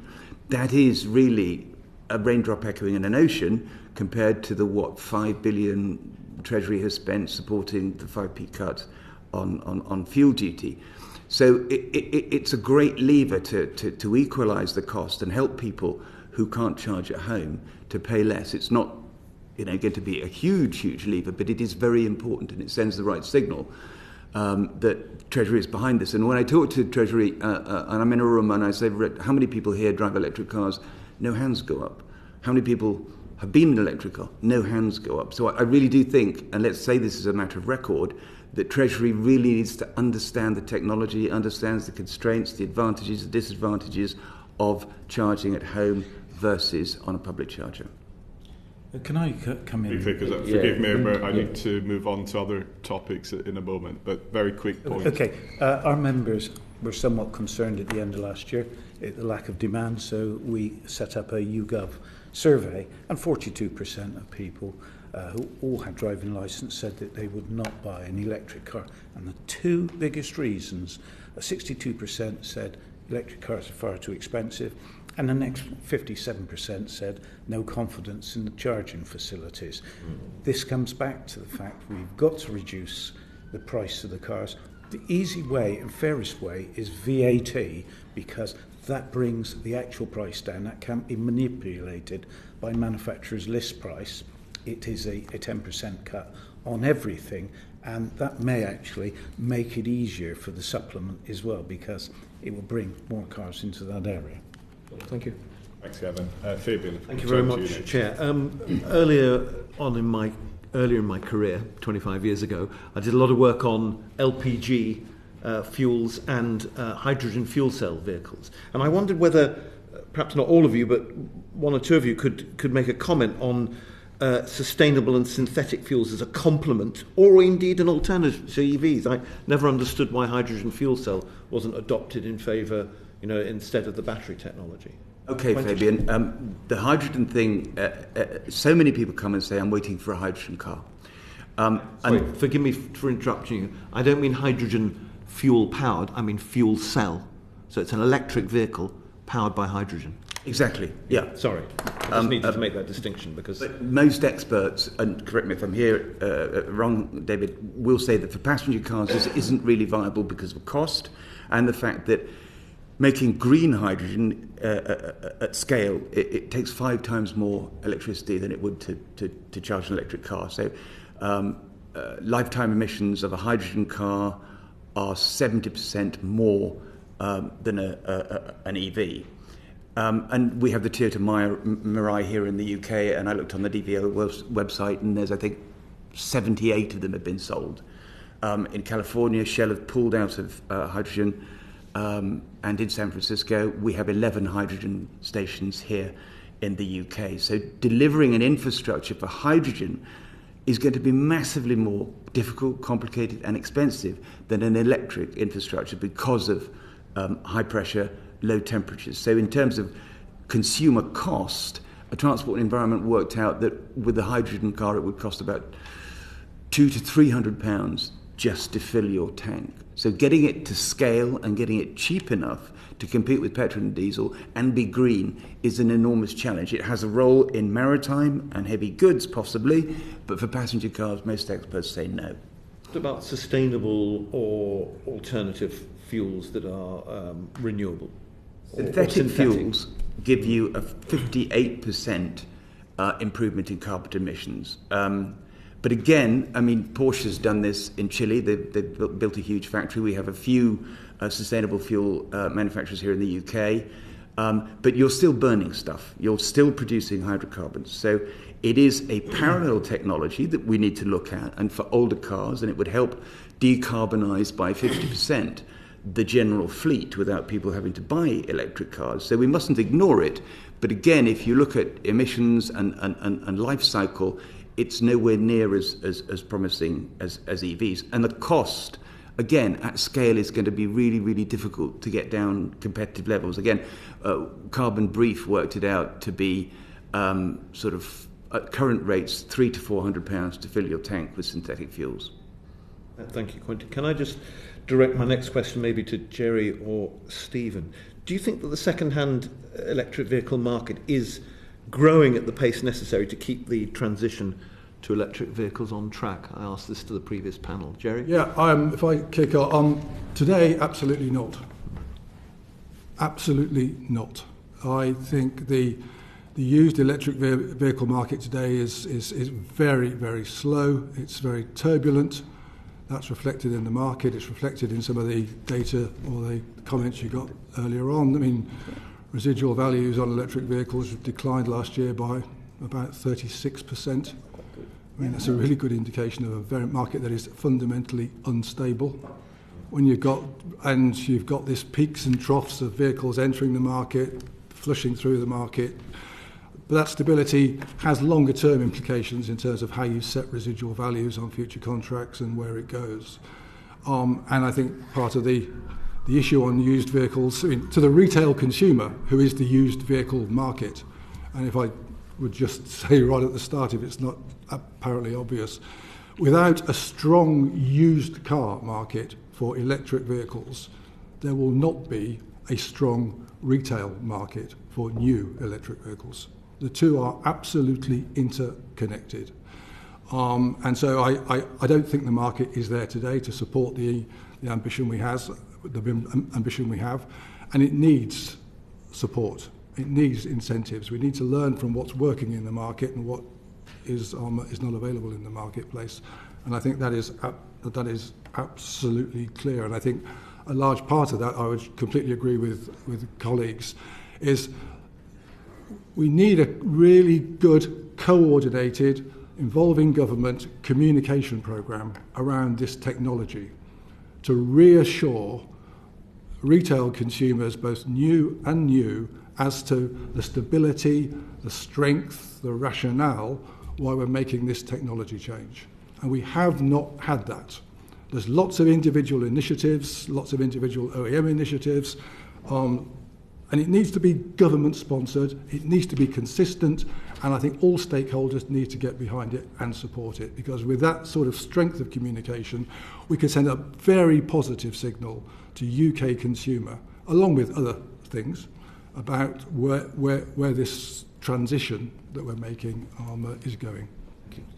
Yes, concur. Exactly. The issue we have is, in the last couple of years, we've incentivised company cars. They generally live in the system for 3 years and then fall into the used market, and they tend to be the more expensive executive cars, and they're coming in at a price which is somewhat above your lower income, middle income families' desire.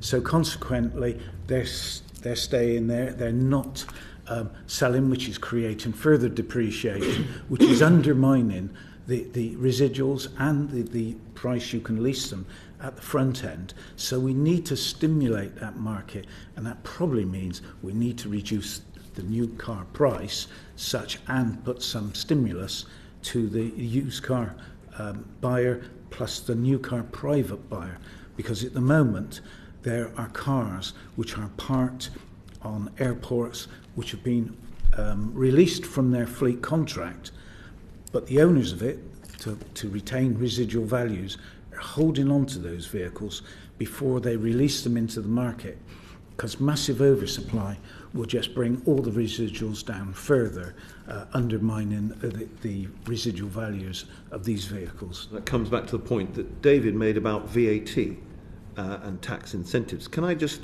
ask, my next question really is about whether the EV market, the second-hand EV market, is suffering because of the public's perceptions about lifespan. I mean, we've already discussed this to some extent.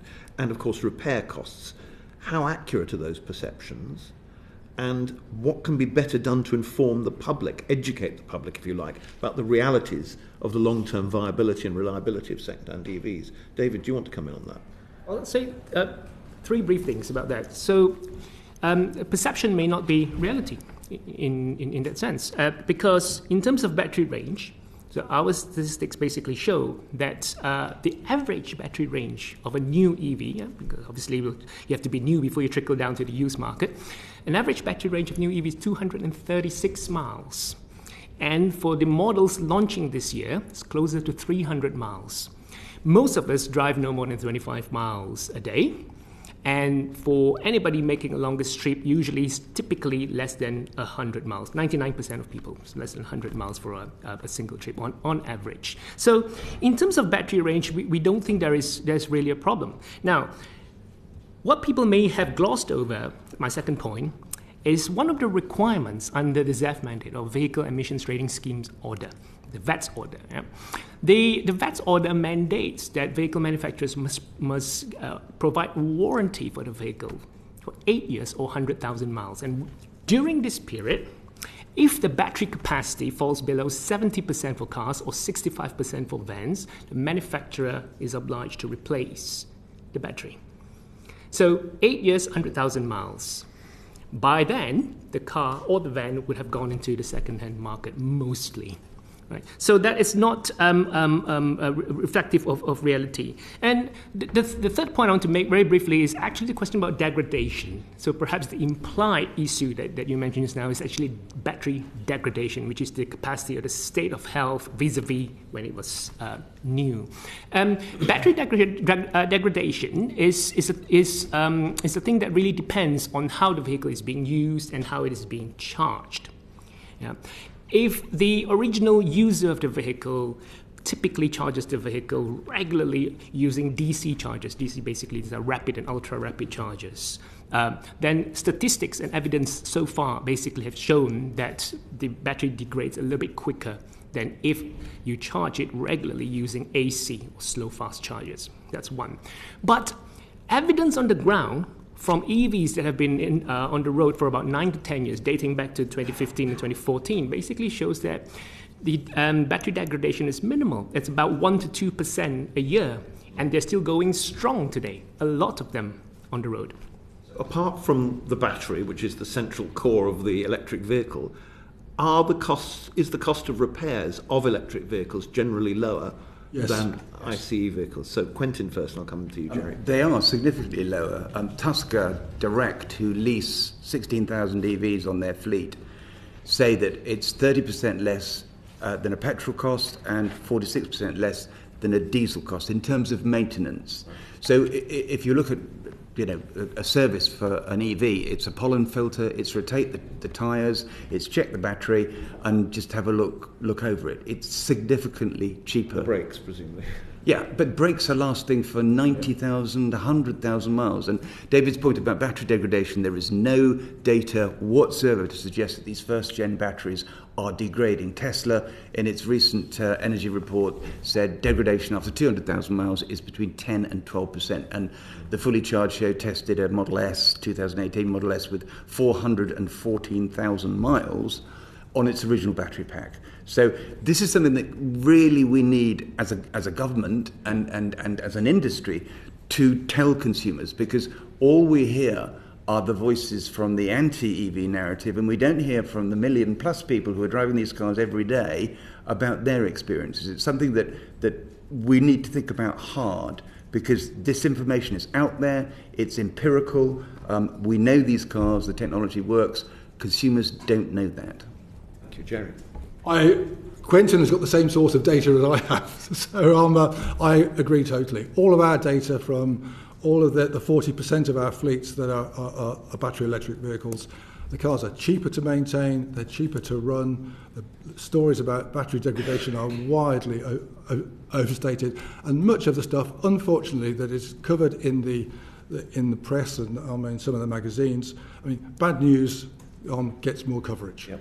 And it would typically seems to me to be written by people that have got no experience whatsoever of ever owning or using or driving an electric vehicle. Very helpful. When you talk to people who've owned them and drive them, I think it was said in the previous session, people love them.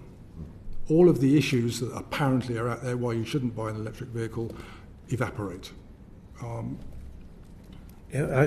can say that regular maintenance of electric vehicles is so much lower.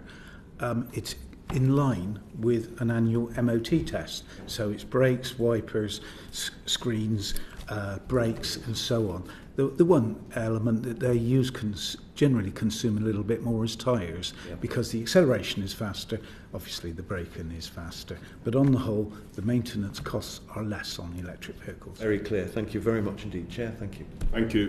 Before I turn to Greg, I just want to challenge what you've just said, because we have had evidence from I believe this was an Autocar article quoting figures from the Association of British Insurers that said that insurance costs for electric vehicles are higher because there are longer repair times and more expensive requirement for the safe storage of damaged electric vehicles. So is the evidence not in the fact that insurance costs are higher?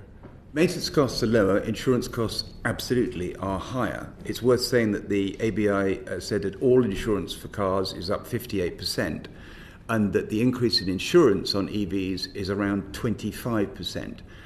And part of this is claims inflation,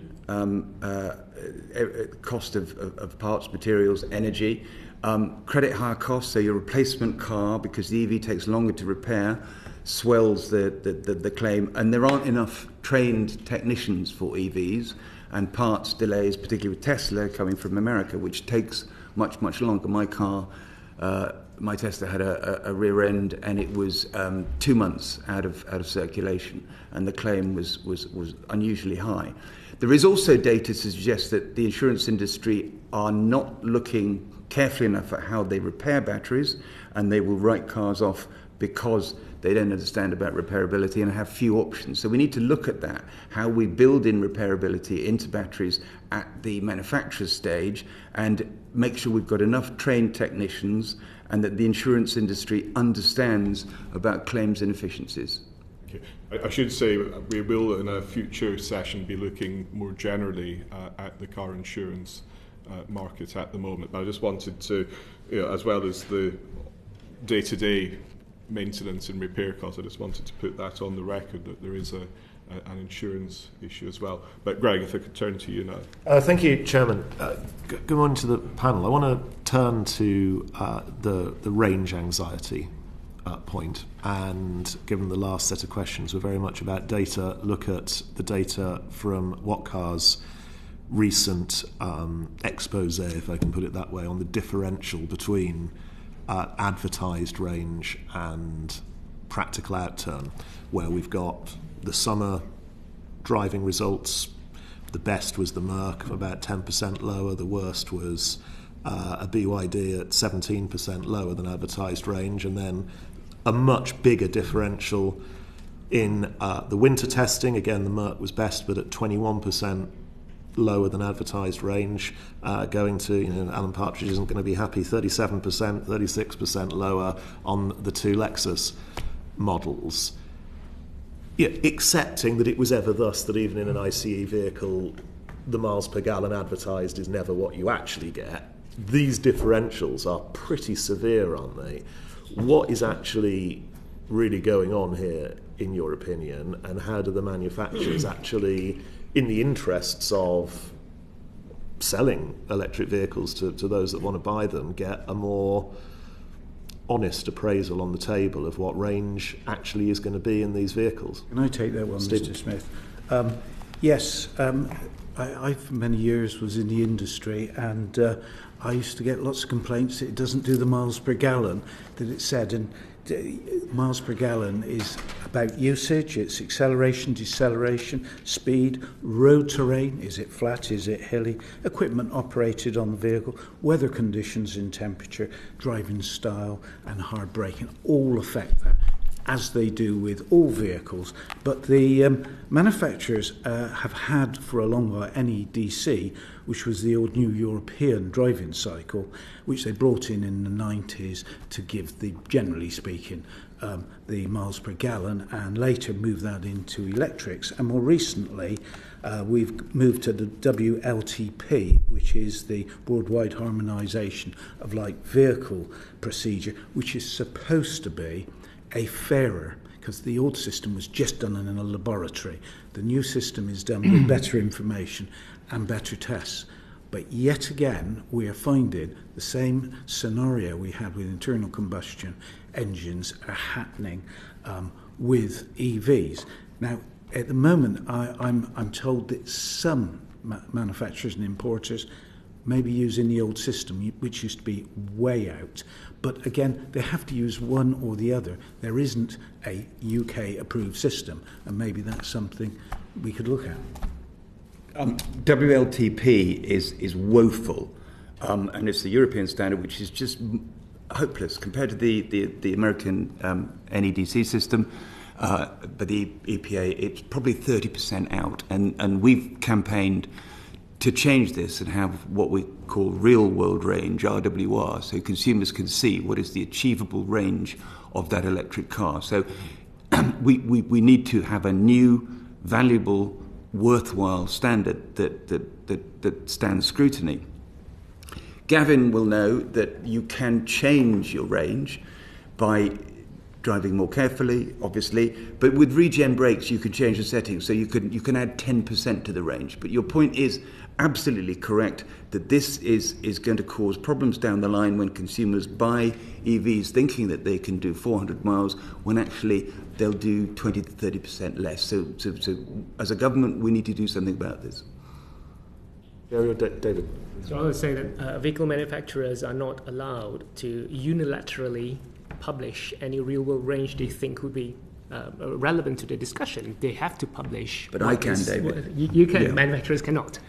So manufacturers need to publish what is actually rated under the WLTP official test results, right?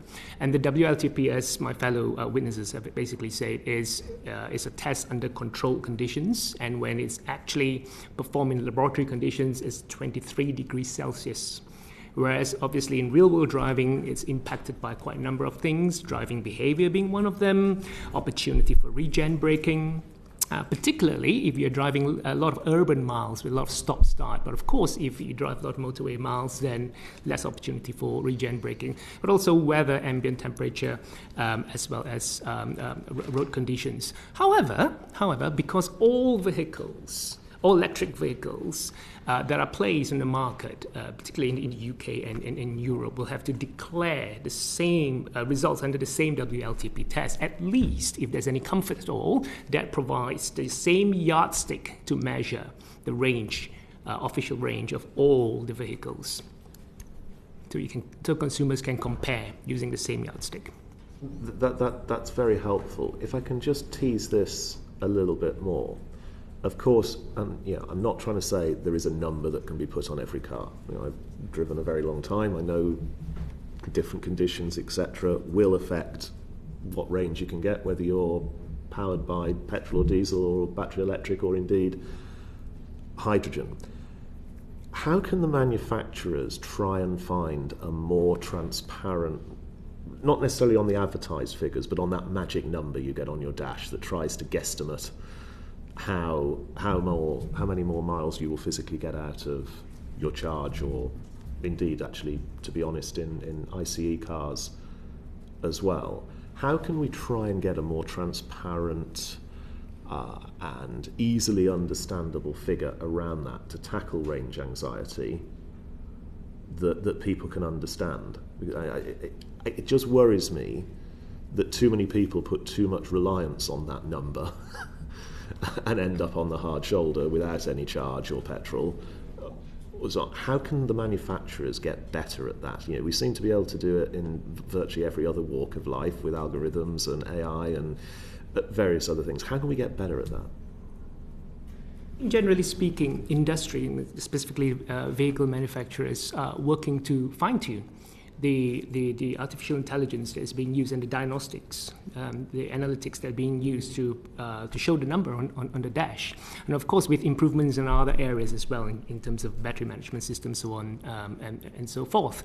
The underlying issue I detected here is obviously range anxiety, as you suggested. While I did mention just now that range anxiety is not so much a problem now because of the average range of the vehicles, and we think that for most people, if they have a problem with range, what they do not necessarily realize is that it's not so much range anxiety, it's probably charging anxiety. It's the ability to find a working, accessible, and available charger at the point of need, on demand, particularly if they're out and about and they do not have the luxury of getting hold of a private charger either at home or in the office. Range anxiety is one of those older myths. I spoke to the AA about this yesterday, and Edmund King said that their breakdown for out of charge for EVs is now down to 2%.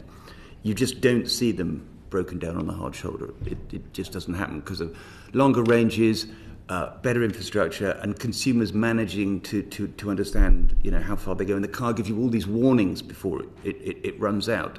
What we have to do, though, and you're absolutely right, David, is this technology. Tesla managed to do it really well, where your range is within maybe 10%, going to hit that advertised figure. And we need to help consumers get over that hurdle, but also manufacturers need to come up with information where it is an accurate range. So it's a combination of things. It's get rid of this WLTP figure, it's have a real-world range statistic, and actually get the technology to make sure what you see on the screen is accurate, and also tell consumers that obviously if you drive like you stole it, you're going to get far less than if you drive like Gavin does very gently. Just for perspective, just for a quick perspective I made, Quentin quoted 2% figure from AA of all EV breakdowns due to running out of juice. Just for perspective, in 2019, the same AA figure showed 8%. So it's come down to 2% now. Yeah. Gerry. Yes, I'd just like to sort of pick up on the point that was made, which I think is a really important point, is that most consumers have moved on from range anxiety into charge anxiety. Yeah. And this is particularly important, I think, in the fleet sector, but also in the vehicle rental sector. One of the reasons, a key reason actually, why if you're flying into Heathrow or any of our international airports and you're jumping off a plane, going to a car rental company, and you want to rent a vehicle and drive in a country you're not used to for the first time or whatever else, you don't want necessarily a different technology in your vehicle.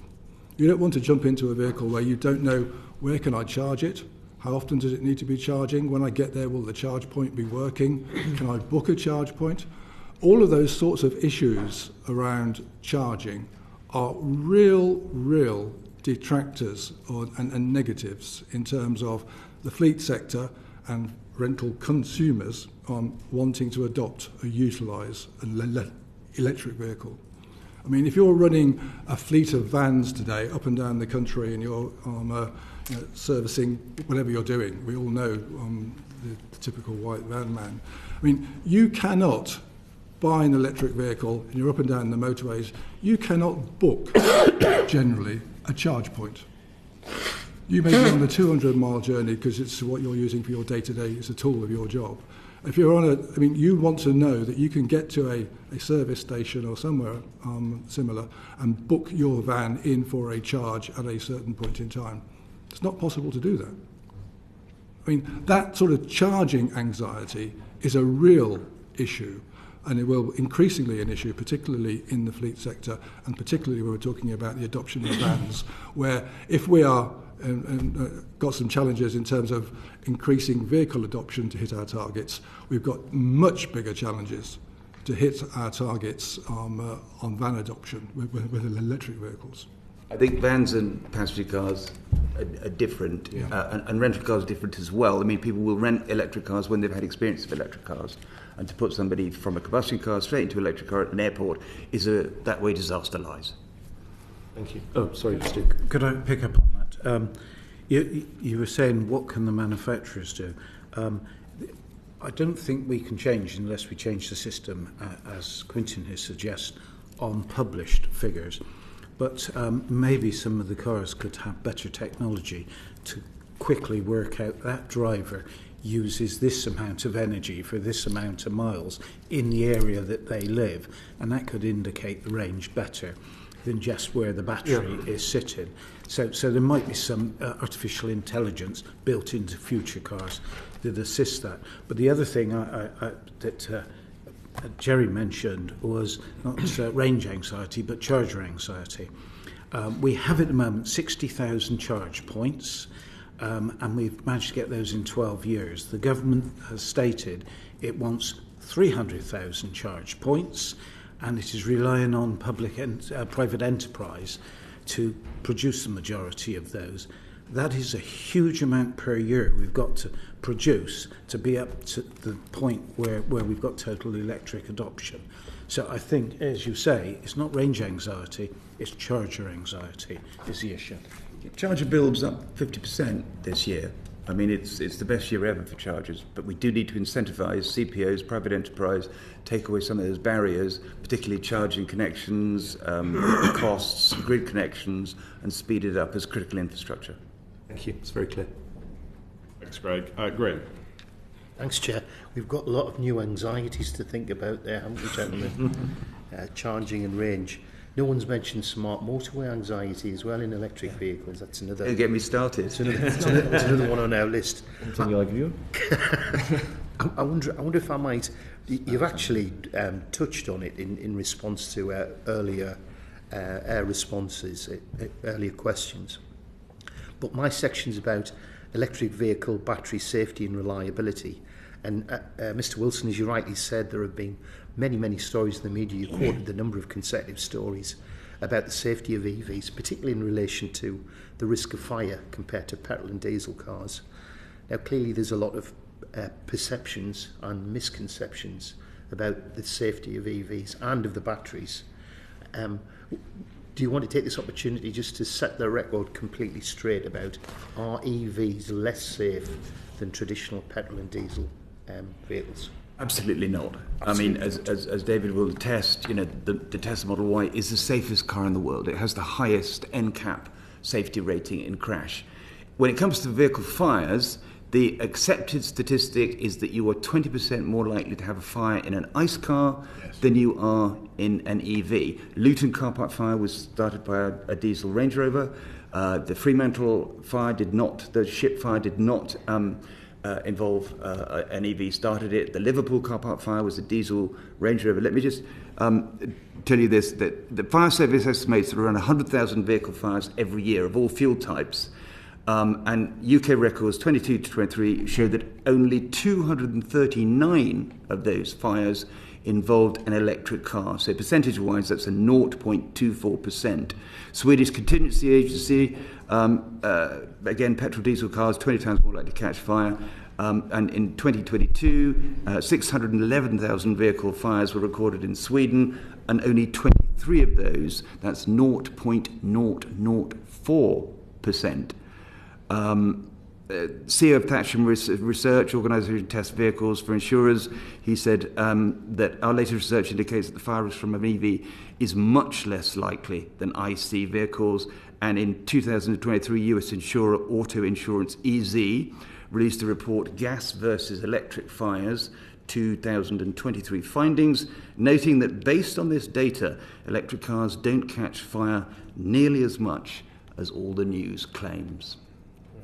Well, I learned a long time ago not to believe everything I read in the newspapers, but certainly it does have an impact. It becomes corrosive, the drip. Completely. Absolutely. It feeds people's perceptions and perhaps misconceptions about the safety of EVs. I think when an electric car catches fire, it does really burn, and it makes good press coverage and consequently people attached to We them. don't hear about all the ICE car fires. We just hear about the EV fires. And there is another debate to be had, sorry, David, about what we do about that press reporting. I was just going to ask you that, because you did wave a pamphlet earlier about Mythbusters. Did you say you'd made representations to the Department for Transport and the and the manufacturers yes, about that? because in the driver's charter it is something that they've promised to address, and the House of Lords Environment and Climate Change Committee has flagged it particularly in their last report as being a concerted campaign, their words. So as a government, you need to do something about this, and we need to think about how we communicate this message to consumers.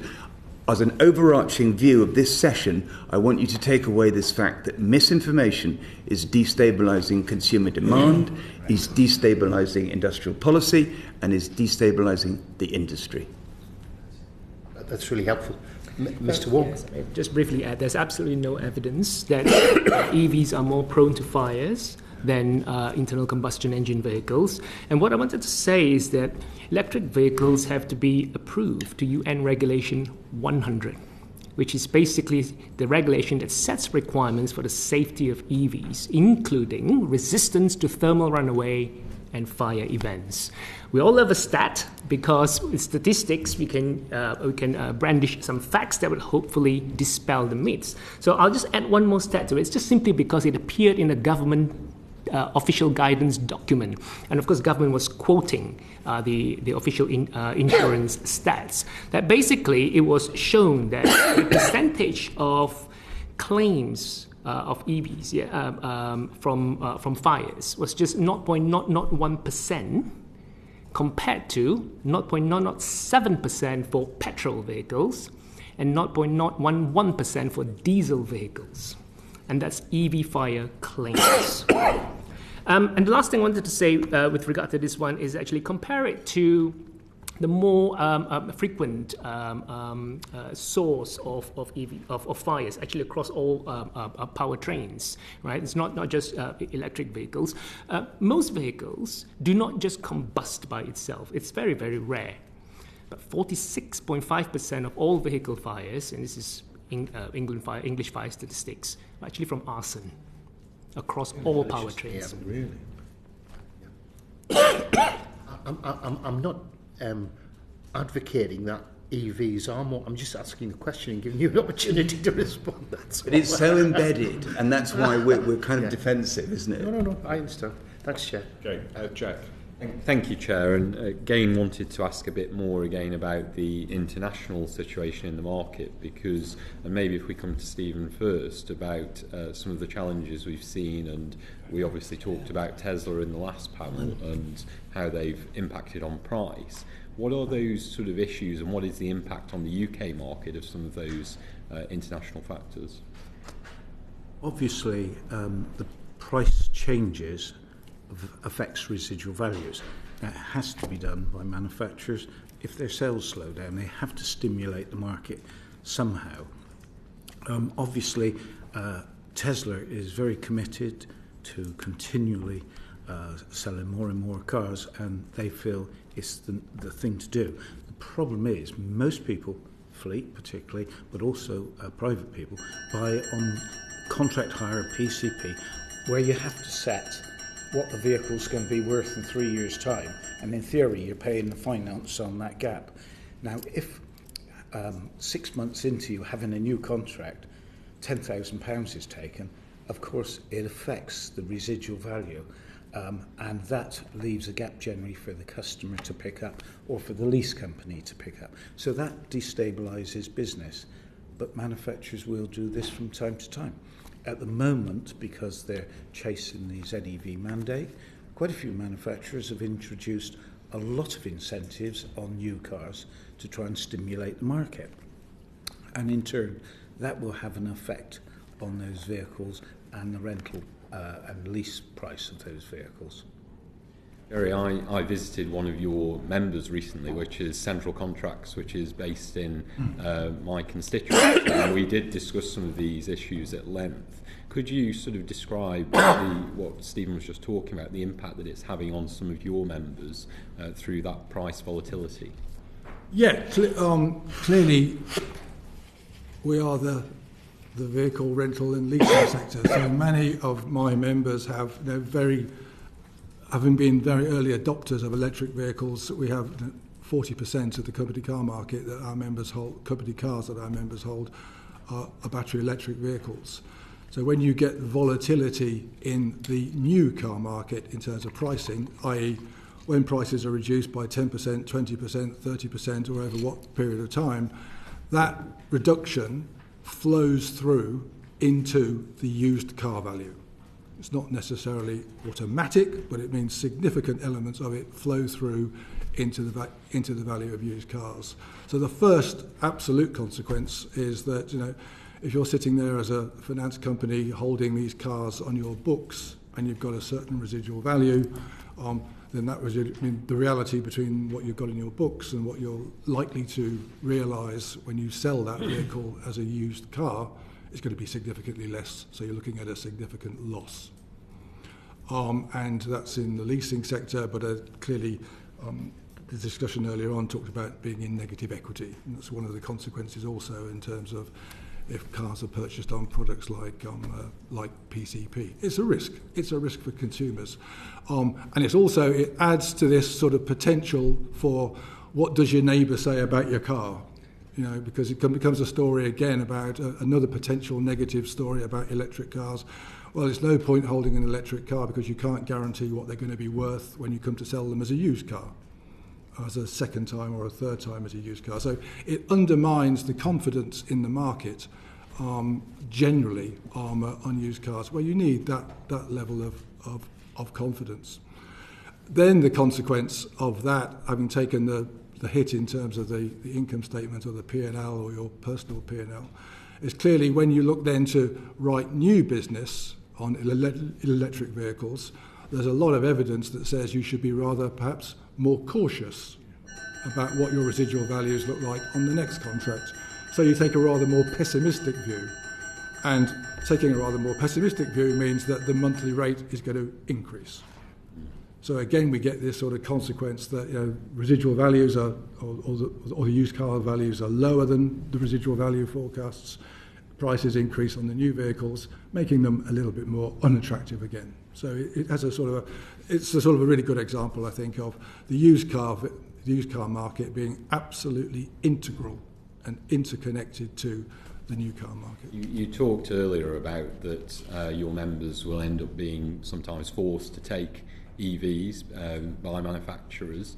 What happens in those sort of situations when they've got a huge number of these vehicles which basically they can't get out of the doors, they can't get out to people who want to lease them?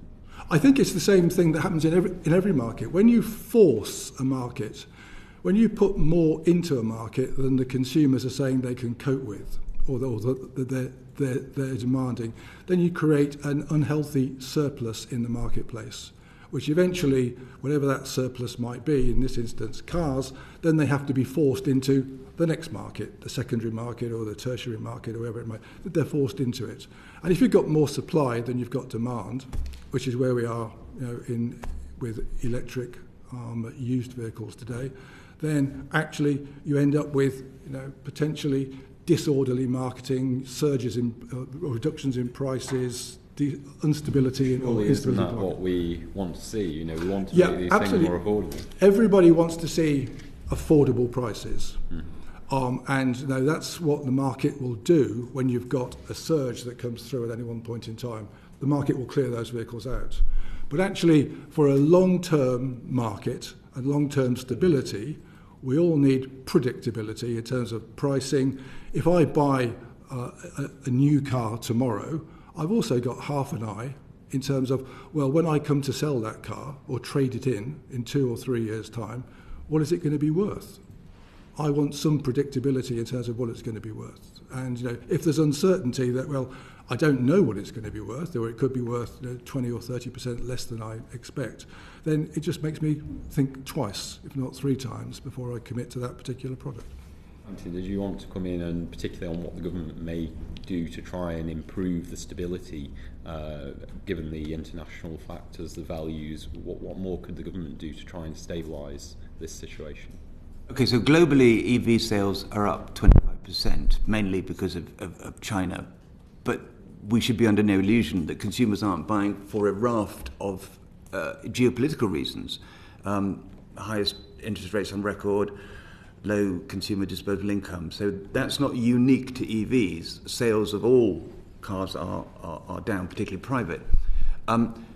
What we need to do again comes back to this understanding that you can save money if you drive an EV, and that's not being said. Your figures this month, David, for used EVs, they're up 70%, highest on record, 2.5% of the market. We heard from an earlier panellist who said that there are dealers who sell EVs very successfully because they are specialist, they are evangelical, they're trained to do it. And I think, with the greatest possible respect, some normal combustion car dealers aren't equipped, aren't trained, and aren't motivated enough to sell EVs with the passion that's needed, and to explain to consumers the pros and cons. And I think that's a barrier as well. But to say that the EV market, second-hand market, is collapsing, I think is a great exaggeration. You see that it would go, and those results are obviously very positive. Do you see that we will see that uptick in demand moving forwards? Or what happens with markets is that you get to a price point where you can buy, say, a Model 3 Tesla 2020 with 50,000 miles on it for £16,000, and that becomes a very compelling opportunity. And we're seeing this, aren't we, where these cars are being bought by consumers because they look at them and say, that is really, really good value. The £5,000 Renault Zoe with 50, 60,000 miles on it. They become a compelling proposition, and we will see the market level off where pricing becomes irresistible. But we also need to educate consumers that decision, that opportunistic decision, this car looks cheap and it's electric, is reinforced by consumer awareness, consumer education, and any policy and fiscal levers that we can pull to make them able to enjoy that car, even temporarily. Look at the congestion charge cleaner vehicle discount exemption that's going in December 2025. And why is London doing that? It's really important to incentivise adoption and use of EVs, and these simple policy levers, like the expensive car supplement and the congestion charge, we need to extend them for a couple of years to help stimulate demand. There's a whole new conversation what we can do about helping consumers have confidence in the product. David, is there anything further that you'd like to add on some of those international influences on the market and how we can improve demand? Yes, so your question is about international factors. If I may just change track very slightly, but still on international factors, because it's something that perhaps not been touched on, and that's basically the volatility in terms of raw materials prices within the supply chain, as well as the security of supply and potential risk with security of supply. So 2 years ago, around about this time 2 years ago, the price of lithium went through the roof, more than 900% increase year on year. Thankfully, that has come down in recent times, albeit not to the prices 3 or 4 years ago. But nonetheless, that illustrates how risky it is potentially when it comes to the prices of raw materials and their impact on the battery pack. And this is because if you look at all the good research from the prominent research houses, they all believe that round about the middle of this decade, that ties into the point about parity that I mentioned earlier, right? Because they believe around about middle of this decade, we will see the price of the battery pack reaching $100 US per kilowatt hour at the pack level. Why is that significant? Because that's the holy grail to usher in parity between a BEV and an internal combustion engine vehicle, like for like. It's nowhere near $100 per kilowatt hour. Not least because of the volatility in these prices, but also... What are we at currently, Sorry? What figure are we at? It's around about 130 US dollars per kilowatt hour. We still have a couple of years, but then again, quite likely that we're going to see $100 per kilowatt hour threshold being breached perhaps later part in this decade. That's the average, by the way. There are certain variations there, some that went below $100 per kilowatt hour, but on the average, that's where we are. Now, that ties in a lot with also the question about security of supply. For example, the largest supplier of nickel until recently was Russia. And of course, we can no longer source nickel from Russia. We've got to look elsewhere. And this is where perhaps the security of supply and the prices of raw materials are so important. And these are international factors that sometimes are beyond the control of the automotive industry because they go a little bit more upstream within the battery supply chain. But also, the other point I just want to briefly mention is that emphasizes the importance of onshoring supply chain and production within the UK and the EU. Last year, thankfully, both sides came to the census and decided to delay the implementation of the rules of origin within the Trade and Cooperation Agreement by 3 years, pushing it out to 2027. But there will be no more revision by 2027. So that means it's so critical for us to ensure that we have the security of supply and the onshoring of production and supply chain, both in the UK and the EU. Do you think domestic capability is, achievable in terms of reaching, as you say, that aspiration of onshoring more of the sector? Certainly, we are on the right track, if I may put it that way, because last year alone, we've got private and public commitment of 24 billion. It's unprecedented. 24 billion pounds of private and public commitment, more than the previous 7 years put together. And that's for the UK alone. And of course, manufacturers and their key suppliers have all committed to actually building the not just the car factories, but also battery plants all over Europe. So there's lots of commitment. I think we're on the right track. What we need to do is just to ensure that a little bit further up the supply chain, where we are not necessarily blessed with a lot of the critical minerals in the earth in either the UK or the EU, that we are able to ensure the security of supply through these strategic partnerships with friendly nations, for example, Australia. Thank you, Chair. One very last quick question to Mr. Wong. Just the question I put to the previous panel about the industry's wishes on what America's done in the last 24 hours and put on tariffs on Chinese imports. The previous witnesses said the industry would not welcome that. For members of the SMMT, is that your position? Firstly, we are following with great interest the repercussions of the decision yesterday from the White House. But it's important to say that, firstly, China is fundamental to the automotive supply chain, not just the finished vehicles, but also within the battery and the critical minerals supply chain, particularly in terms of processing and refining.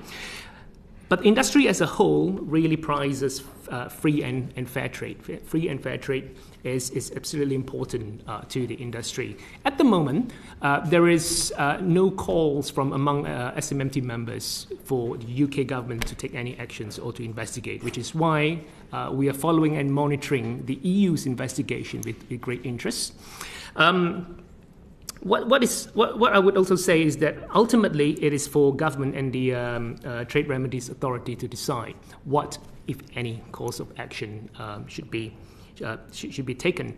About a third of all battery electric vehicles that are registered in the UK came from China.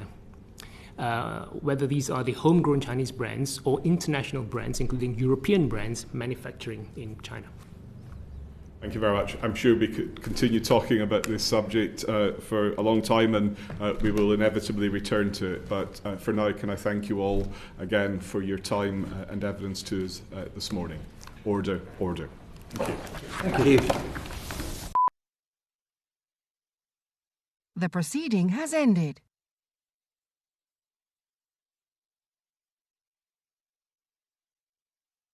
The proceeding has ended.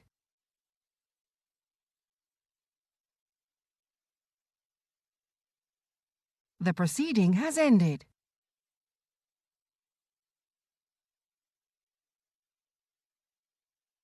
The proceeding has ended.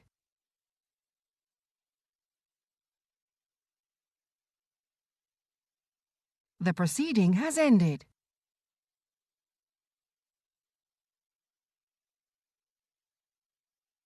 The proceeding has ended.